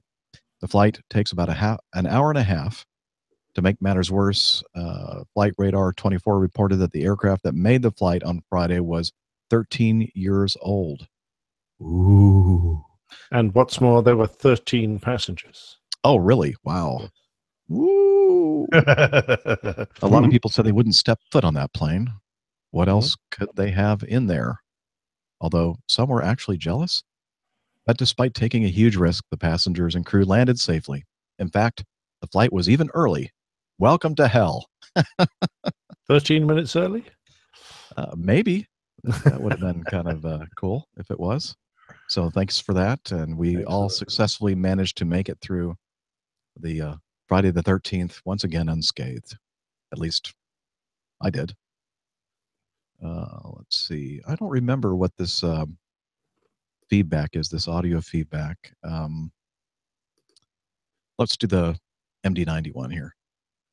Hello, Jeff and APG crew. I flew on an MD-90 for the first time last Tuesday, and I have to say I was pleasantly surprised with the ride. The final leg of my trip was Atlanta-Cleveland. As we got close to Cleveland or the Cleveland area, the captain advised the cabin crew to finish up their service as there was some rough weather ahead. The turbulence didn't seem like anything out of the ordinary. About 500 feet above the runway, the plane had a slight drop and then power was immediately added back, and the captain informed us that the winds were gusting up to 57 knots and we would be diverting to Cincinnati. My question is, what are the maximum wind gust capabilities of the MD-90? And if gusts were reporting around 57, why would we even attempt to make a landing instead of diverting earlier, saving a lot of time and fuel? Thanks for the show. This is Luke Rom from Ontario, Canada. Okay, so that area of the country last week was really experiencing a lot of high, experiencing a lot of high winds near the surface. And let's talk about the question that Luke has regarding the crosswind or wind gust capabilities of the MD-90. The maximum wind that we are allowed to operate in is a 30-knot crosswind. That's a crosswind, like a direct wind from the side. There is no limitation on the wind that is coming at us from the front, or a headwind. And we have a maximum 10-knot tailwind when we are landing or taking off. So the reason why they went up there and attempted to land with those wind conditions is that it really depends on the direction, not only the velocity and gusting velocity of the wind, but also the direction. And so if it's mostly a headwind and you have, let's say, 60 knots of wind, well, that's okay, because the effective crosswind component may only be a couple of knots. Now, again, on the other hand, if the runways are aligned such that the wind was coming directly from the right or directly from the left, or the component of the wind was greater than 30 knots, then that basically takes you out of any landing attempt. And a lot of times when winds are doing this kind of thing, winds are shifting around quite a bit as well. So you can be coming down on approach, and then one report might have the winds coming from one direction at a certain velocity, and then the next may be more aligned with the runway, and so your crosswind component is not as high. It's within the limits. That's and then, of course, you say, no further wind reports, thank you. Yes, thank you. Like it was just a couple months ago, I was landing in Jackson, Mississippi, and it was a lot of wind. They were gusting to not quite 57. I think there was gusting to 40-something, 48 knots or something like that. And I knew that that meant that it was going to be bumpy, that there was a possibility that we could get a wind shear warning. but I knew that it was not anywhere near the crosswind limits of the airplane because it was mostly coming, ahead of us or a headwind. And there was a report of low-level wind shear alerts at the airport sometime before we landed, and then shortly after we landed, about a minute or two after we landed, there was another low-level wind shear alert, and so we kind of managed to get in between the low-level wind shear alerting system going off, and it was actually a much smoother ride than I was expecting. But so that's the reason why we would make an attempt to get up there and try to make it in within the crosswind limitations of the airplane. So I don't know what else to say. Interestingly, if you're on one of my aircraft and we landed in a 57 knot wind, which is, it's fine, so long as Captain Jeff says it's inside crosswind limits, it's no problem. You'd have to be very careful how you orientated the aircraft if you wanted to get anyone off once you parked up, because there's a wind speed limit on opening the doors of only 40 knots. But if you're into wind, that goes up to 60 knots. So if you're not parked into wind, you may not be able to open the doors because it wouldn't be safe. So everyone might have to sit on board until the wind dropped, which should be a bit embarrassing. Our doors don't have any wind limits, although, common sense dictates that, especially the doors that open up and swing around, that are not protected, it may not be a good idea to open them. But usually we have, even with the jetway on, there's still a wind limitation. Well, no, but I mean, if you're in the lee of a terminal building or something, obviously it's local to the aircraft. In fact, that's what happened to me when I landed in a typhoon in Shanghai. We were out on a remote stand because there were no parking spots against the terminal. And we were there for an hour. We couldn't disembark anyone because the wind was so strong. We couldn't open the door. The aircraft was moving around too much. We couldn't even move steps up against it. But when a parking space against the terminal became free, we were towed over there. And in the lee of the terminal, we were able to put a jetway on. That was fine. Oh, that makes sense. Yeah. Okay. Yeah. Interesting. So there were people getting airsick on the airplane as we sat on the ground. Oh, gosh. Because it was moving around so much. Wow. It was rocking like a boat. Man. Yeah. That's something. All right. Well, Luke, hopefully that answered your question. And I'm just going to go ahead and roll the dice. Hit this because I don't remember what this feedback's about. I just put in here that, you know what? I put it there on the title, private, ? So I think he says this is private, but he sent in audio feedback. So, mate, if you send in feedback, it's going on the show. Yeah, here we go. Here's Matt's private feedback. Hey guys, Matt Bunting Frame. Just thought I'd send you a private message just to say thanks for playing my feedback on your show. Thanks for making a joke of me saying Matthew Bunting -frame. I suppose out of that you could call me the hyphen or something of the like, but I think I was a little bit overly excited when sending the feedback. Anyhow, that aside, I'm working this weekend down at a place called Ocean Grove, which is southwest of Melbourne. Great family beach, nice surf coming through at the moment. You can probably hear the ocean in the background.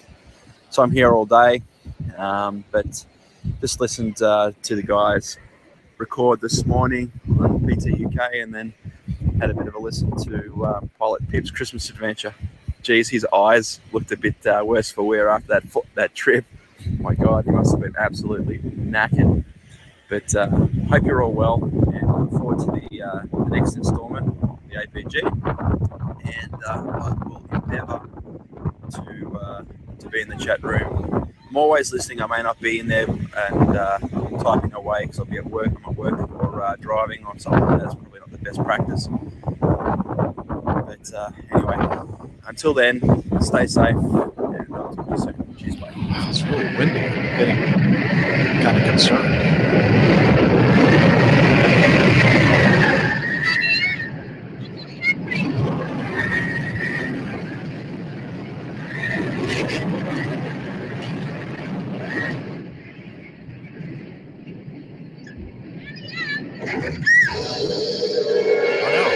Matt, are you okay?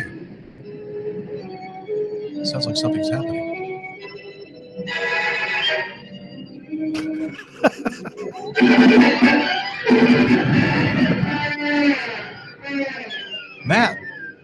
Please get back in touch with us. I'm concerned now. was that music out of Jaws or what? It was from Wizard of Oz. In the scene where the tornado comes. There you go. Click your heels 3 times, Matt. Exactly.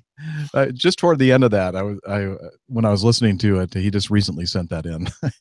And when I was listening to that, I thought, oh, it'd be kind of funny to do the Wizard of Oz thing. So I put the two together. I hope you don't mind, Matt. And he was with us, by the way, earlier in the chat room, even though it was something in the middle of the morning or middle of the night. But I guess he went back to sleep. So hopefully he'll get a chance to hear us do his audio feedback. Even though it was private, we couldn't resist. Absolutely excellent. So that marks the end of episode 255. And man, my throat's getting kind of scratchy. I can hardly talk. We are again planning on doing an episode, a live episode, live recording next weekend on Saturday afternoon. So again, if you're in the Atlanta area, please stay in touch with us, and we'll put out some kind of notification to you where we're going to be and what time and all the details. And if you want to learn more about the show and the community and the crew, you can head over to airlinepilotguy.com, and you can download apps, the Airline Pilot Guy Show app, on both Apple and Android platforms in respective app stores. On the Android, it's the Google Play Store. And let's see what else. You can find us on Facebook, www.facebook.com/Airline Pilot Guy, or on Twitter at APG Crew. Exactly. And on Slack, if you're a slacker. you can contact Hillel, HI11E1, to get information about how you can become a slacker yourself on the exactly Slack account. We're not on Instagram yet. That's a bit of a drawback. I mean, I don't want any more. No more, please. You don't do half it anyway. I know. If it weren't for this show, I think I'd probably not be on any of them. Maybe. I don't know. Probably not. Yeah. So again, if you follow us on Twitter and Facebook, and you see that we're about to record live, you really do owe yourself the thrill and excitement and experience of being in the live chat room with all these great people that show up every week. And they write the most lovely comments like, "Oh dear, he blew away Toto. The first bottle of wine is on me." Oh, really? Yes. Yeah. You're not supposed to put the wine on you. You're supposed to put it in a glass. Jen says, "Feel better, Jeff. Drink tea with honey or eat hot mustard." She's obviously someone with a lot of medical qualifications. Absolutely. You know, there was when Steph had the sore throat, somebody wrote in with some advice, wasabi. And in fact, last night I asked my wife, do we have any wasabi peas or whatever those things are, that have the wasabi coating on them? And she goes, I have this. She had a can of dry wasabi powder that you make up your own wasabi paste. So I might have to try that because, my throat's getting a little. Myla here's got a good idea. She says, Polish sausage with mustard, Jenny. Oh, sorry. Polish sausage with mustard. Don't polish the sausage. Polish the sausage. Yeah, that's a completely different show. Yeah, and don't use mustard. That's very painful. Okay, well, with that, thanks again for listening, downloading the show, whether it's via iTunes or whether you're one of those who likes to watch the video on YouTube. So many different places. Again, information about where you can learn about that is on the airlinepilotguy.com website. And looking forward to seeing as many of you as possible next week. Don't forget as well that we are planning on being in Pittsburgh in May, Mother's Day weekend. And there's a big air show, Wings Over Pittsburgh, that we're going to be covering, and having a great big meetup with a bunch of great aviation geeks just like you. And we're going to drink lots of IPA.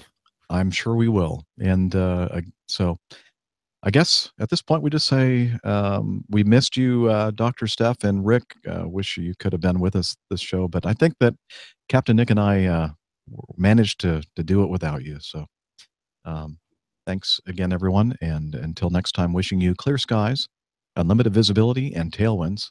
Take care, and God bless. Cheers, everybody. Bye. Yay. Woo. Well done, Jeff. Well done, sir. Yeah, Couldn't have done I'm it without you. worried about your sore throat. Oh, it's actually not too sore. It's just kind of like when I start talking and I can feel like my voice starting to stop. Your glands starting to blow up a bit. Yeah, it's just like that post-nasal drip kind of stuff going on right now, but not sore, luckily. Last night it was sore, but right now it's just bothersome more than anything else. Fair enough. Are you Ukanuba? What's that stuff? Ukanuba. That sounds like something you put on your. That's like dog food, isn't it? Oh yes, that's true. What am I thinking of? Yeah, have I tried dog echinacea? food? No. Echinacea, that's it. Are you an echinacea man? No, I don't have any around anywhere. Okay. Eucalyptus oil, that's another good one. Was it echinacea and goes with orange juice or something like that, or vitamin C? Don't they sometimes? Yeah, unfortunately, the vitamin C myth has been busted, so that doesn't do any good at all. Oh, okay. Well, maybe I'll mix up some wasabi and maybe, or I have rum and tequila and gin. Maybe I could come up with some kind of concoction. Yeah, that sounds like the perfect concoction: rum, tequila, and gin. There you go. I find it's just a great excuse for drinking lots of whiskey in my coffee. Yes, or hot milk or whatever you decide. Sounds like a good idea. Maybe I can find some Irish whiskey or something. Put it in my coffee. Yeah. There you go.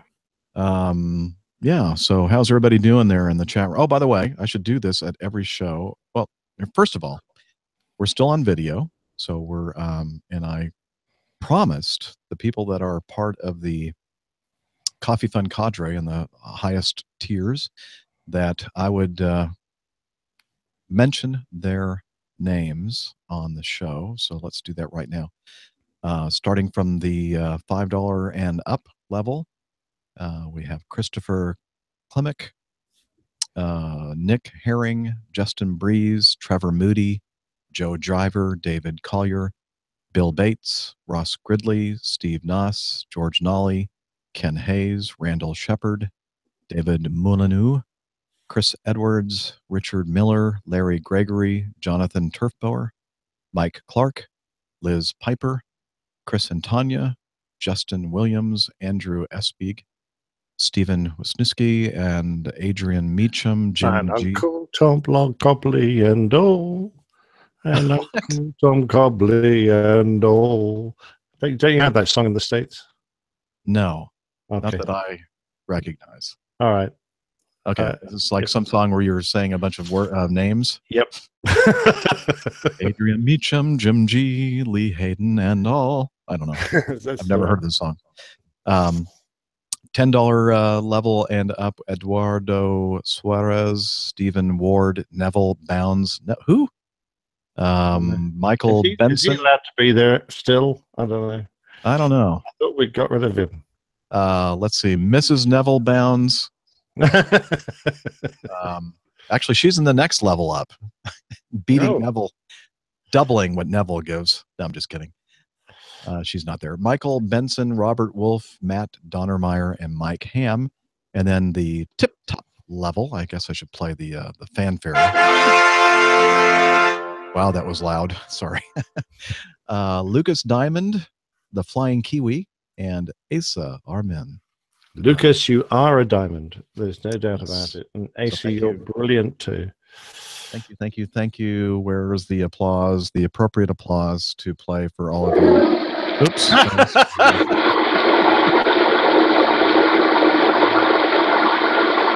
That was very, very rude of me to do. I'm so sorry. Yeah. Where are my manners? Here we go.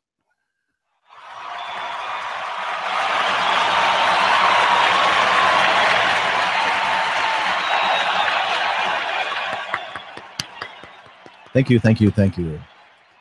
And what else was I going to do? There was something else. While we still had everybody here.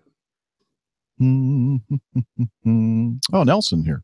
Well, about time you got here, Nelson. It's an arthroscopy that she's getting, Micah. I couldn't spell arthroscopy, so that's why I'm telling you. I can hardly say it. Yeah.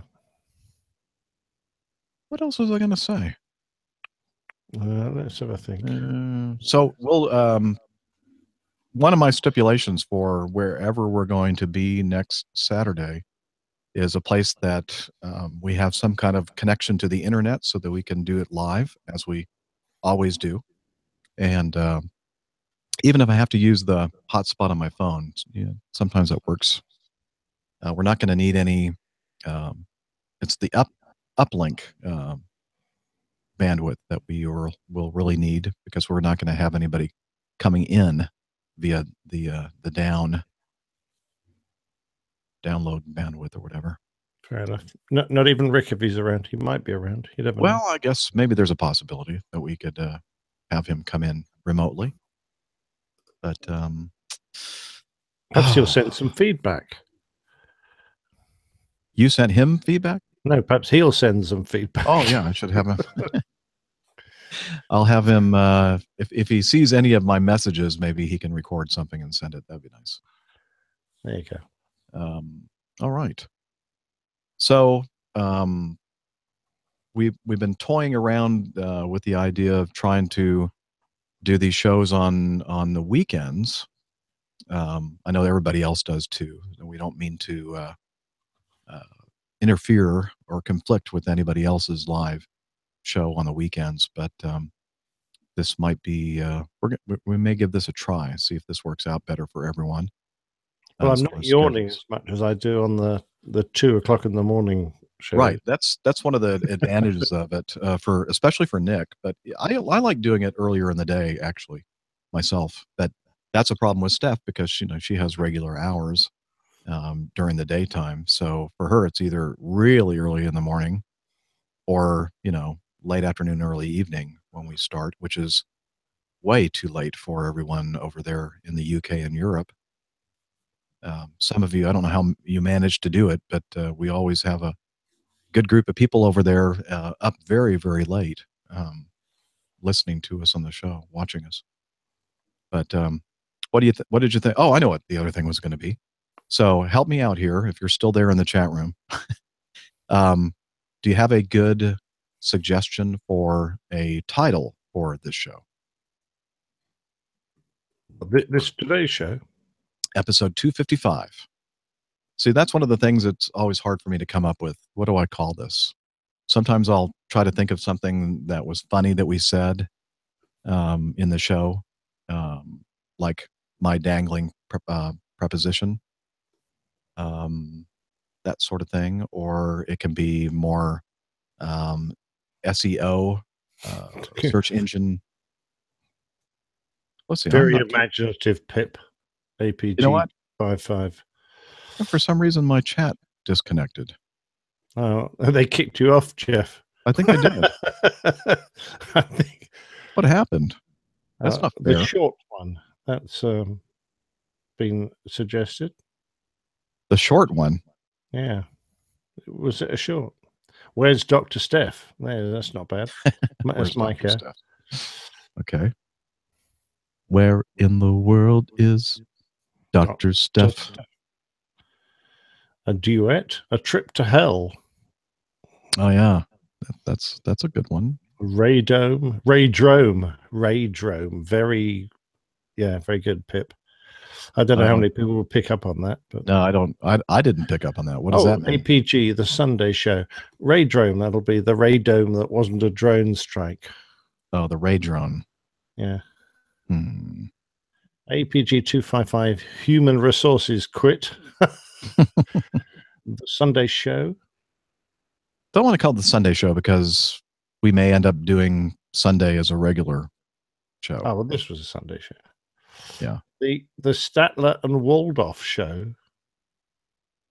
That What? must be an American thing. No, I don't know. I don't know what that means. Statler and Waldorf. AWOL APG. APG 255. We're not in Kansas anymore. Oh, I like that one.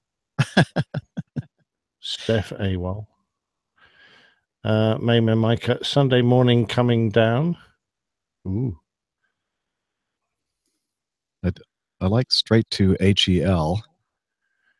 I like the Mila's suggestion. We're not in Kansas anymore. Let's see. Why are they saying the short one? Do we have a short? Is this a short show? How long was this one? I thought it was getting close to 3 hours, wasn't it? Well, we started at 3:30 and it's 6:45 now. So yeah, it's been a reasonable length. Okay. So what are they referring to as the short one? I don't know. Tillman, explain yourself. Let's see. What was Mike saying? Mike usually comes up with the odd couple. I may miss some of next week's live show if I'm at Mass. Oh, I'm sorry, Michael. Steph's away. The boys will play show. Bit long, but I like it. Oh, as Tillman says, sorry, it just felt short to me as I had to take a break in the middle. Oh dear. Rick who?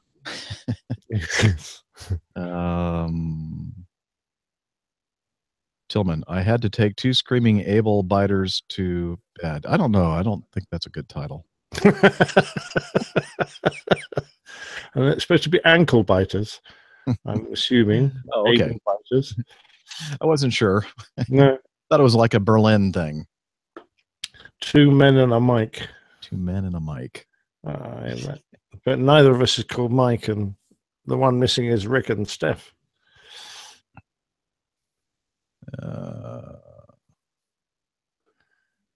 Yeah, I think I'm going to go either with Trip to Hell, HEL, or We're Not in Kansas Anymore. There you go. Which one of those 2? Trip to Hell. I like that one, but personally, because it's nice and short and sweet. Yeah. And it's typifies what it's like to listen to an APG show. The YouTube buffer is only 2 hours. Show is about 3:15. Hell. Yeah, a lot of people like Hell. I go back to try to catch some of the beginning of the show, and it's like not there. I go, uh-oh, what happened? And then all of a sudden it magically is all back there again. I did at one point, I don't know if you saw me or not, my digital audio recorder card, I thought I'd removed a whole bunch of stuff and made more room for it. And what I neglected to do was when the SD card was in my MacBook, I didn't empty the trash. So it never removed any of the stuff on the card.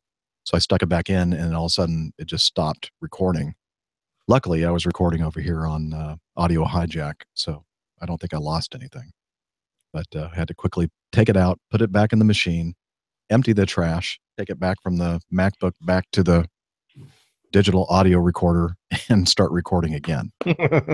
So I did all that without anybody noticing, I think. But anyway. So what do you think? See, normally I try to get the show out on Fridays. But since we're recording it on a Sunday, maybe I should shoot for release on Wednesday? That sounds good to me. Is that a good day? I mean, I'll probably be finished with it and ready to publish it as early as tomorrow. But I just released 254 on Saturday. So maybe the earliest I'll put it out would be Tuesday, I guess. Tuesday or Wednesday. What do you think, gang?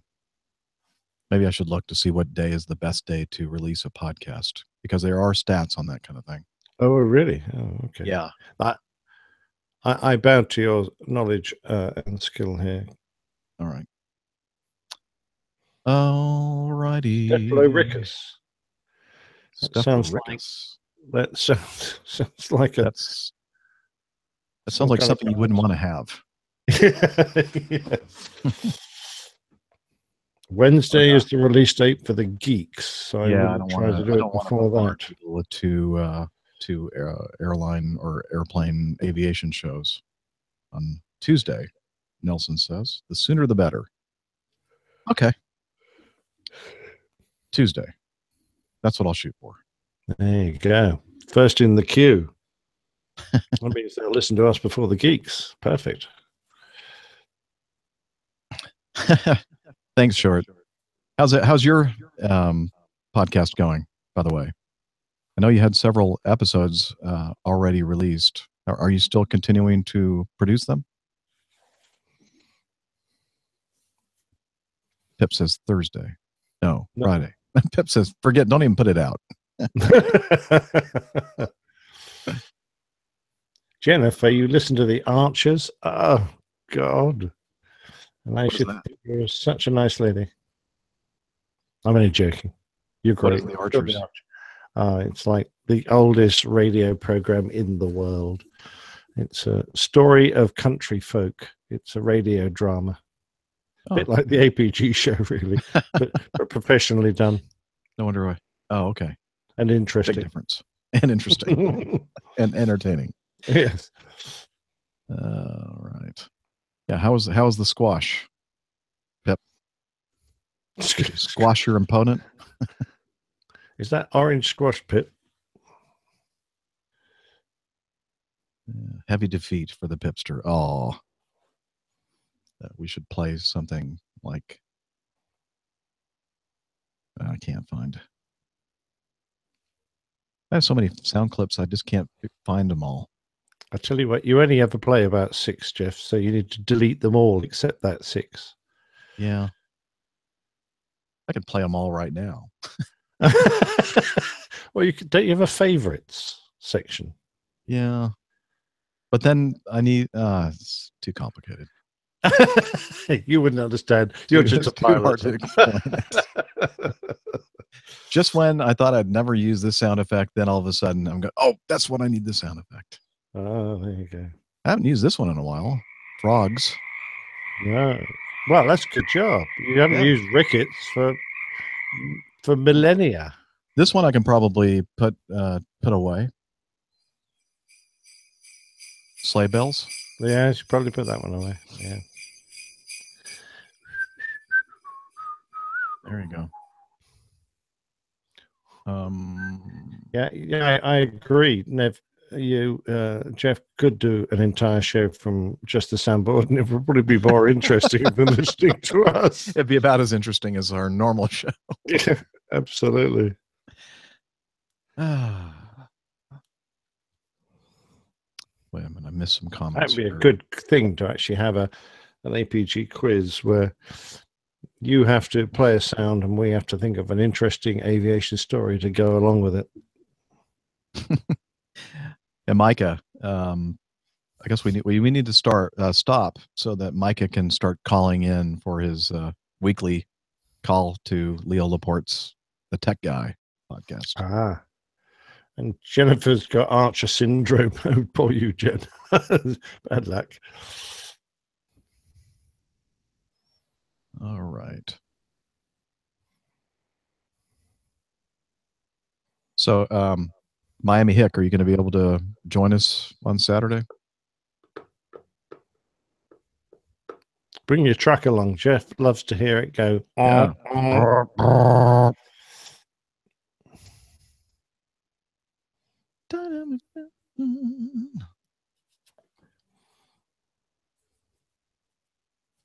So what is your week like, Nick? Just taking it easy until Friday? Basically, I'm waiting hand and foot on my crippled wife. I mean, she's only going in for an arthroscopy. Still could be sore. I know. I've had 2 or 3. So yes, I know. So she'll milk it as the best she can. So she should. She has got like so many trash TV programs all lined up ready to watch. So she's just going to sit with her foot up on the sofa, going, "Bring me another Coke. This meal's cold. It's supposed to be cold here. It's cheese." There you go. Let's see. I listened to 254. The sound effect was perfectly timed. I thought that must have been the result of editing. Well, which sound effect are you talking about, Fabian? Did I miss that part of it? I don't know. No. Sometimes I can adjust things in post editing and put a sound effect perfectly where it should be. Other times it just happens to work out that I hit the button right when I'm supposed to. Not very often, but occasionally it happens. Cheese fondue, Ken, that's not a bad idea. But Chili would say, "Why can't I have a chocolate one?" The one you played during a feedback. Well, that narrows it down, Fabian. Oh dear. Yeah. Oh yeah, I remember now. That famous feedback we played. The feedback. Yeah. We can fix that in the mix for sure. That does sound. It's amazing how sometimes we don't sound coherent or very smart at all. How editing can fix all that. It can fix my stupidity. That's incredible. It's amazing. Like, wow, that was really just amazing what he just said. Yeah. Well, you just take all the words and rearrange them in a sensible order.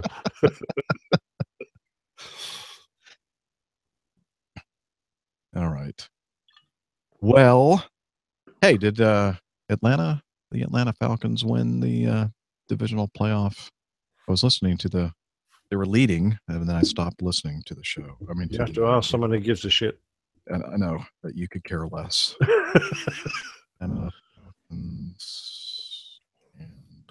You sound like all those bloody Americans on 1, 2, 3, 4, 5 going across the pond.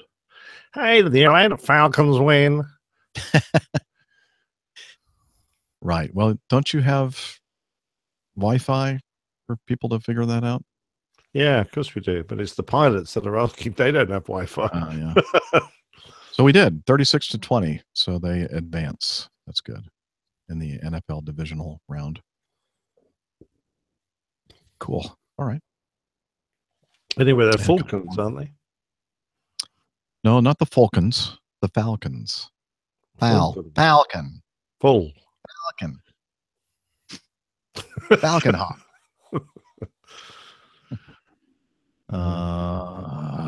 Right. I noticed no one's worked out what Plain Tales I'm doing next. They're not very clever, are they, Jeff? No, they're not.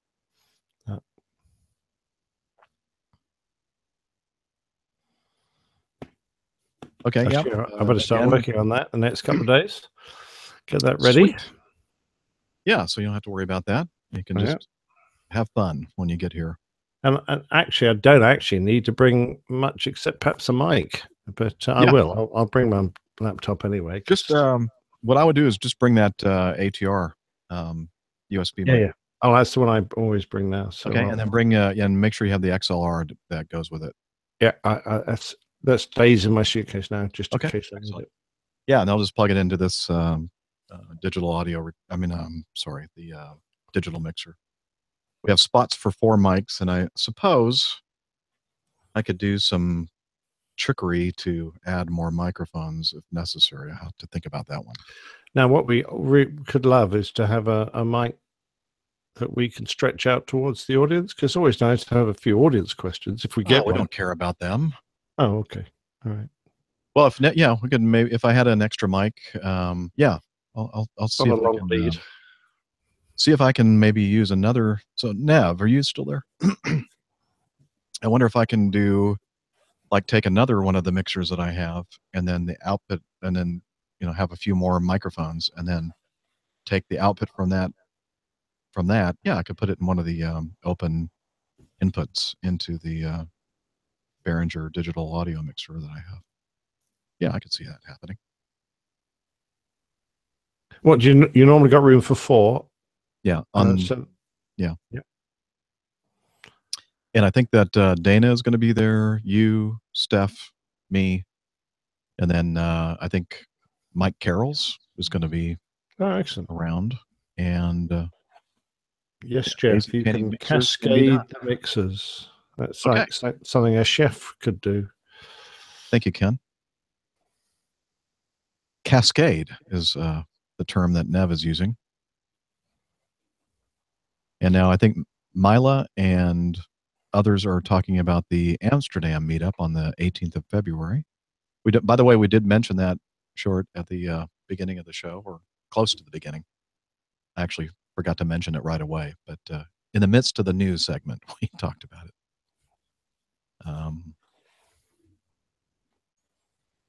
All right. Yeah, I'll be on standby, I'm afraid. So even though Holland is a mere hop, skip, and a jump over the English Channel, I'm afraid being on standby, it's not quite close enough.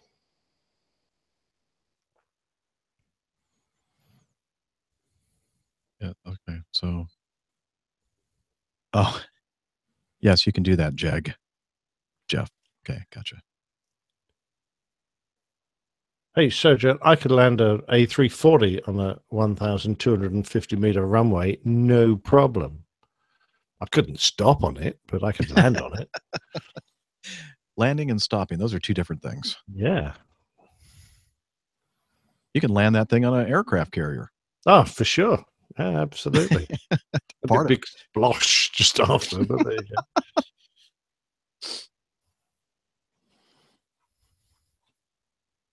All right. Delta said no. Delta said no. Direct to Seattle. We do direct from your airport to LA, I believe. And somebody was telling me the other day, like Cancun or something.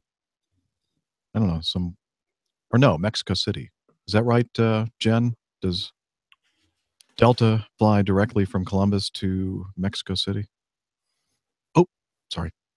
Disregard that last reference to a city that starts with a C in Ohio. And in answer to your question, young man, I haven't landed on a carrier. The closest I came was when I first came, I was posted to Lucas on 43 Squadron back in the late 70s. The naval F4 training unit was still there, and they had a carrier painted on one of the runways, and they had a PUAG there, which stands for pneumatic something arrestor gear, PUAG. Oh, I can't remember now. Which is a naval version of the normal arrestor gear. And we used to practice on that just to see what it was like. It was absolutely tiny. They're so terrifying. So never, that's the closest I came. I take my hat off to anyone in the Navy who lands on carriers as a daily job, because that is just, terrifying. Yeah, thank you, but no thank you. Yeah. No, the RF had rags. That was the cable, a rotary hydraulic arrestor gear. And that had a fairly long pullout, about 1,500 feet. The PUAG, which was pneumatic hydraulic, it was a very short pullout, because it had to be on a carrier. So it was effectively the same gear you had in a carrier, and could be automatically reset. It also pulled you back, which was damned useful. So when you flew into it, when you came to a halt, it then tugged you backwards, and which was fabulous, because as you rolled backwards gently, you could then, the tension came off the wire, and you could raise the hook and then put some power on, taxi straight clear. So you could fly people into it very easily. With a rag, when you went into it, you had to get a whole team out who disengaged the hook from the wire, got you clear of it, and then they had to reset it, which took about 10 minutes. So you couldn't put people into it fast, but the Navy gear was just superb. Why we didn't have Navy gear everywhere, I don't know, but there you go. Very cool. Yeah, very cool. And it was quite fun landing into the Puag because it pulled you up very smartish. You had to make sure you had the harness locked, otherwise you broke your teeth on the gun sight. Not good. Be like a hockey player. Yeah, that's exactly right. Missing your teeth. Yeah. So Pip says he's going to be in Columbus for a few weeks. That's the headquarters of SafeJet US. Columbus, Ohio. Is that where that is? Yep. Is there a university there? Yes, there is. It's the Ohio State University. Ah. The is, you have to say the or the for some reason. Oh, okay. Hoping it will be in May so I can also go to Pitt. Oh, neat. Where's Pitt? Pittsburgh. Ah. K-Pitt. The mothership.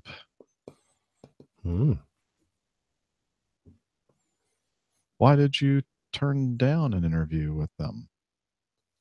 Oh, interesting. Funnily enough, I did the same, Pip, but probably for different reasons. Are they not a good outfit? Well, they used to be brilliant. They were the best paid airline in the world. Uh-huh. Not anymore. No, the wife didn't want to live in Hong Kong. Would you have to? Yeah, at the time you had to start off in Hong Kong. You had to wait till you got senior enough to get a basing elsewhere. Nowadays, they're doing a lot more, insisting people live in Hong Kong. It was one of the hardest interviews you had to do. Perhaps BA might have been harder, but funnily enough, I've just ditched a list of technical questions that I did. It was about 40 pages of full scope A4 that I had written all these questions I might get asked and all the answers. They really did. It was like a 3-day interview process, which included a cocktail party. Oh. They wanted to see how you did when you had some alcohol in you, huh? Yeah, and you had to take your wife along, so they wanted to see if your wife was presentable. And yes, that was it. You had to see how you behaved in a social environment, all this kind of stuff. They were in the old days. People coming from the military are fully versed in that. Oh yes, we can talk when we're flat on our faces on the floor. Yes, no problem. Terribly sorry, old chap. I'm just going to have to collapse. I'm going to have to collapse into your wife's lap. So sorry. There you go.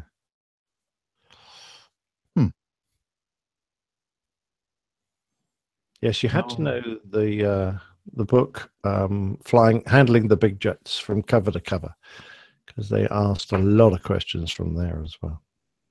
Did somebody from that company write that book? No, it was a CAA bloke, I think. Davis was his name, Captain Davis. But he was old school, and it's when 707s, 747. It was rewritten a few times as aircraft types improved, but it was really kind of for the generation that first moved to the 747. That's really what it was all about. Cool. Fascinating book, actually. Very cool. Very good for people who want to know why things happen. I mean, electronics and fly-by-wire take a lot of the nastiness out of the way our aircraft perform, but the basic aerodynamics hasn't changed. So there's an awful lot of cracking information about that in there. Excellent. There you go. Nelson is working for Embraer next month. What are you going to be doing for Embraer? MRO. That's what? Maintenance refitter. What does that stand for? MRO?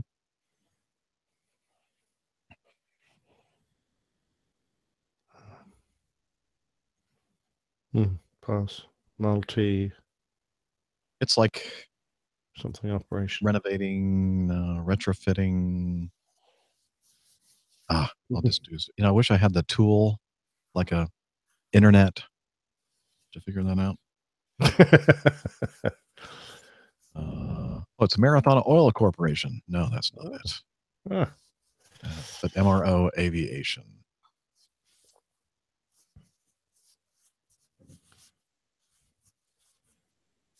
Yeah, party skills. Yes, that was that's interesting.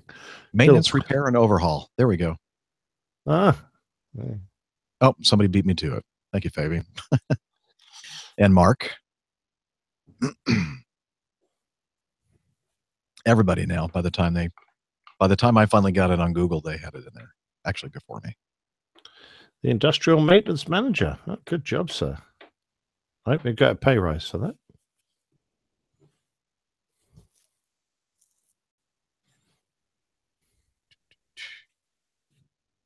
Yeah. Thank you, Fabian. I wasn't looking at the chat room. I was looking at a different window. The book of knowledge I was looking through. Actually, not knowledge. Book of info is probably better. Oh, Micah, you need to go. It's time for the tech guy. All right. For those of you who wonder what that's all about, give you a little taster. Cheers, Nev. What? Was Nev leaving? Yeah, Nev's off to the tech show. Where did it go? Oh, shoot, it's not on there. Okay.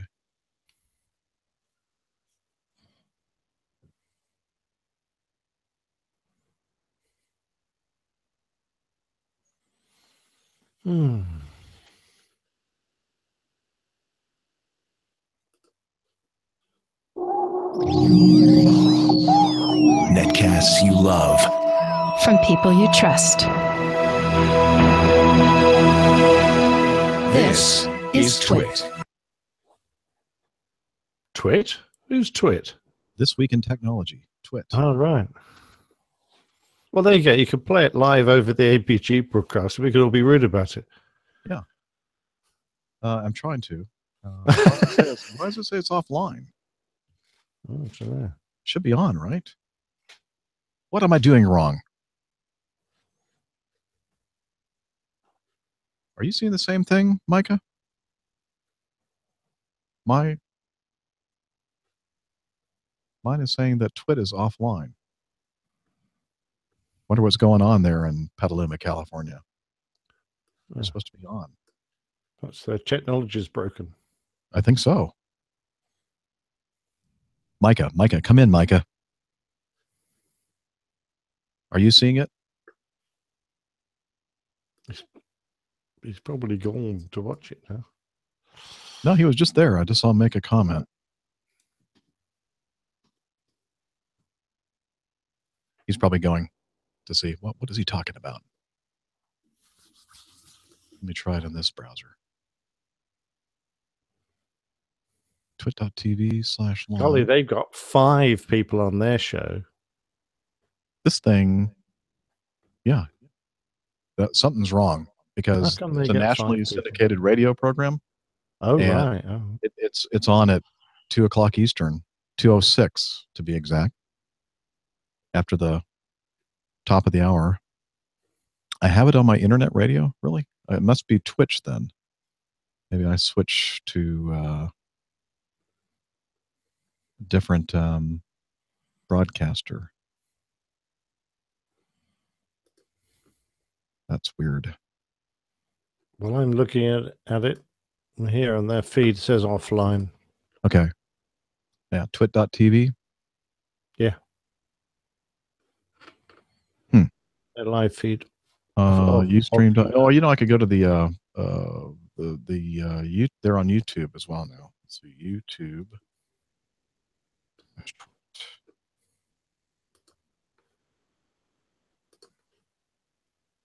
Dun, dun, dun. This is fascinating, isn't it? Twit Live. Hi, Hick. I hope to see you next weekend, mate. Hello, Gary. Gary is a early pioneer in virtual reality and augmented reality. I do tech in our chat room, and he's really excited. You saw Gary. I do tech. You saw that occipital demo yesterday. That was very interesting. And the fact that you could do that with an iPhone, even an iPhone 6 or 6S, although they obviously recommend the fastest iPhone, is pretty impressive, pretty amazing. Fred Blog says it was June 29th. That was exactly 5 months and 20 days. True. January 9th to June 29th. What we didn't know at the time when Steve was on stage was that there were only 2 or 3 of those iPhones, and they were very janky. They barely worked. This is the one misstep between their, because it's a radio show, they're on commercial break. But he does, he keeps going, so he's talking to the people in the chat room and space revolutions. Then they come back for another shorter segment between world we live in. Around 17, 18, Reds? and 30. Bigger Reds? Well, I'm going to have to leave you, Jeff. Okay. Well, you do that. Yeah, you be that way. Yeah, I shall. And wish you all the best. And now, we're going to get together Friday because I pitch up Friday evening or just Saturday. Are you going to be busy Friday? I should be. Let's see. If I'm not sick and if I don't call in sick for my show, I'm sorry, for my really, it's a show. For my trip. No, this is not an Andy suggestion. I'll be really back on does. Thursday. Yeah. So yeah, it's really okay. Well, if you want to, we could get together some beers and chat about the show on Friday when I get in. I'll touch base with you then. Okay. And I'll see if I can get some of the crew out. We could perhaps have some beers with them. Okay, sounds good. All right. In that case, have a great week and catch up with you later. And all my best to your lovely wife. Hope she does well. Yeah, I'll hop along. Yeah, I'll tell her. Okay. Thanks. Cheers, Jeff. Bye. Bye, everybody. Bye. Okay, so chat room people. I've been thinking about getting rid of Captain Nick because it's just he's becoming really, really stale. No, I'm just kidding. Because this show was just the two of us. Did you see the little video thumbnails at the bottom, or was it just either him or me at each time? And I'll wait for you to. Oh, the other thing I noticed is, when you use Hangouts, you have these little Hangout apps, and the one that I used to use for doing, when plane tails are going on, I can put a graphic up. No thumbnails. Okay, thanks. So the thing that I use to not share my screen, but to share a graphic, like the APG logo or plane tails or whatever, that app, Hangout app, is not available anymore in my Hangout window. What happened to it? This is weird.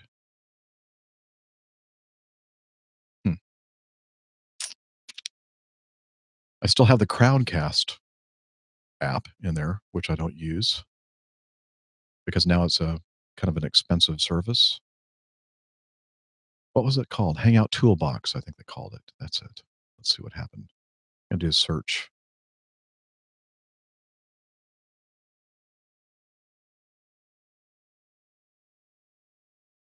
No, it's not even listed under all the apps they have available.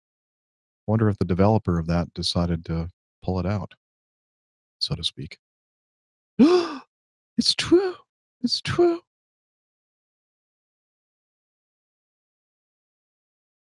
Blazing Saddles reference.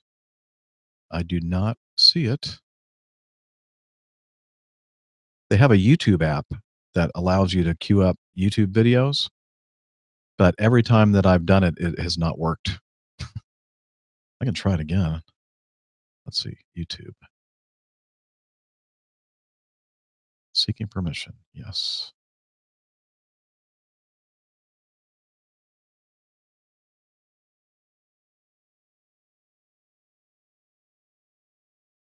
For any length of time, it's nice to sit on something that makes you work a little bit. And my watch says, "Get up, get up."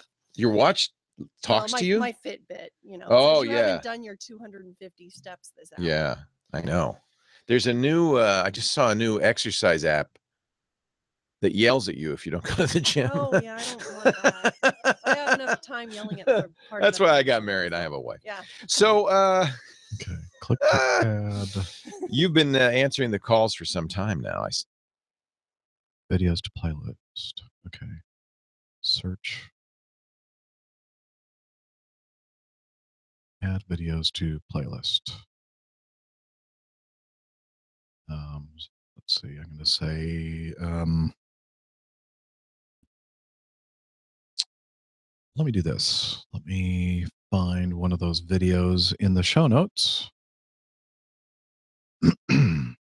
This is weird. This is kind of old school, just me. Takes me back.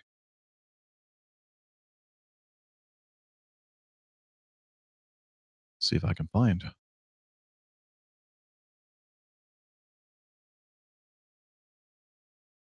Oh, I know what I can do. Play one of those Aerosucar Sakura.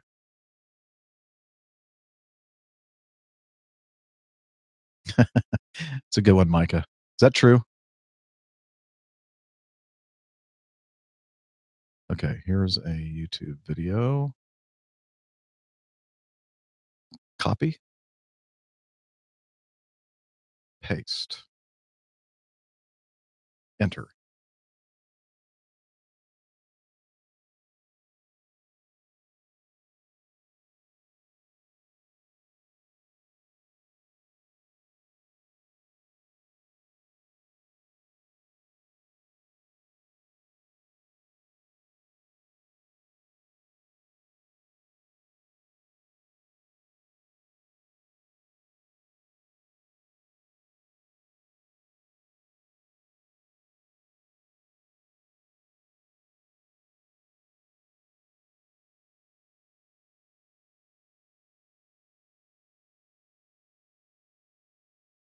Holy moly.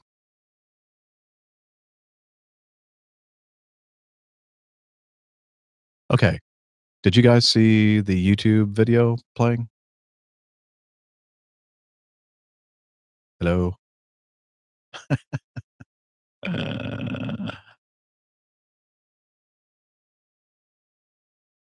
Hello? Hello? Can you hear me? Did you guys see? No video. See, I told you. It just doesn't work.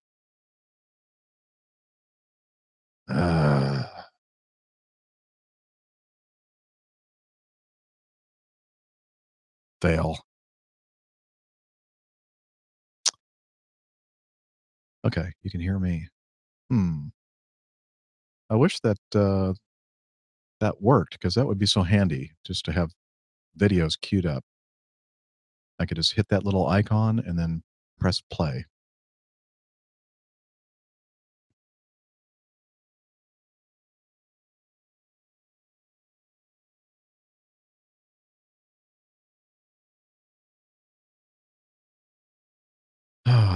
What's Uber conference? Okay, I'm going to do a search for what's Toolbox. #1 Hangout app. But I don't see it.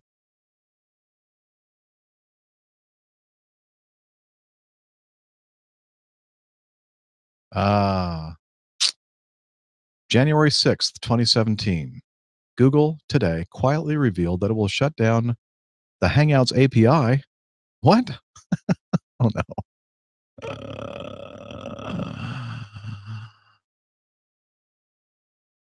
What?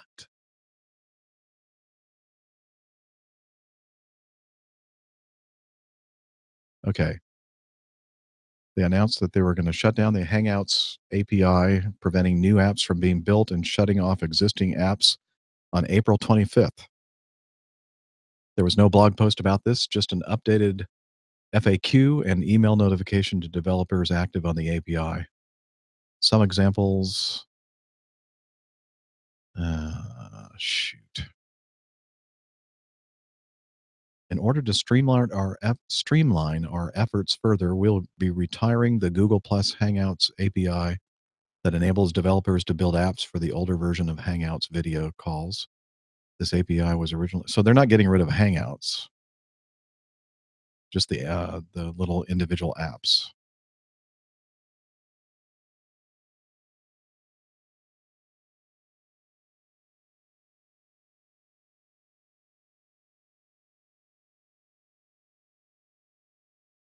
Oh boy. I hope they don't get rid of Hangouts on air. That will suck.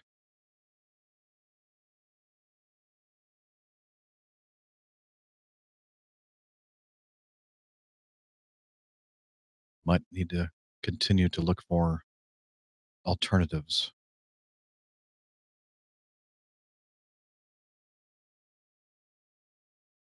Oh well.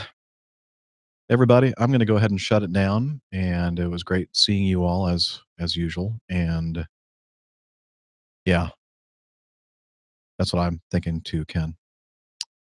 Anyway, well, if Google Hangouts on air ever hangs up or goes away, then we'll figure out something, because I think that everybody's kind of gotten used to doing the video or the recording. So, anywho, I'm going to go ahead and shut her down and get some stuff done.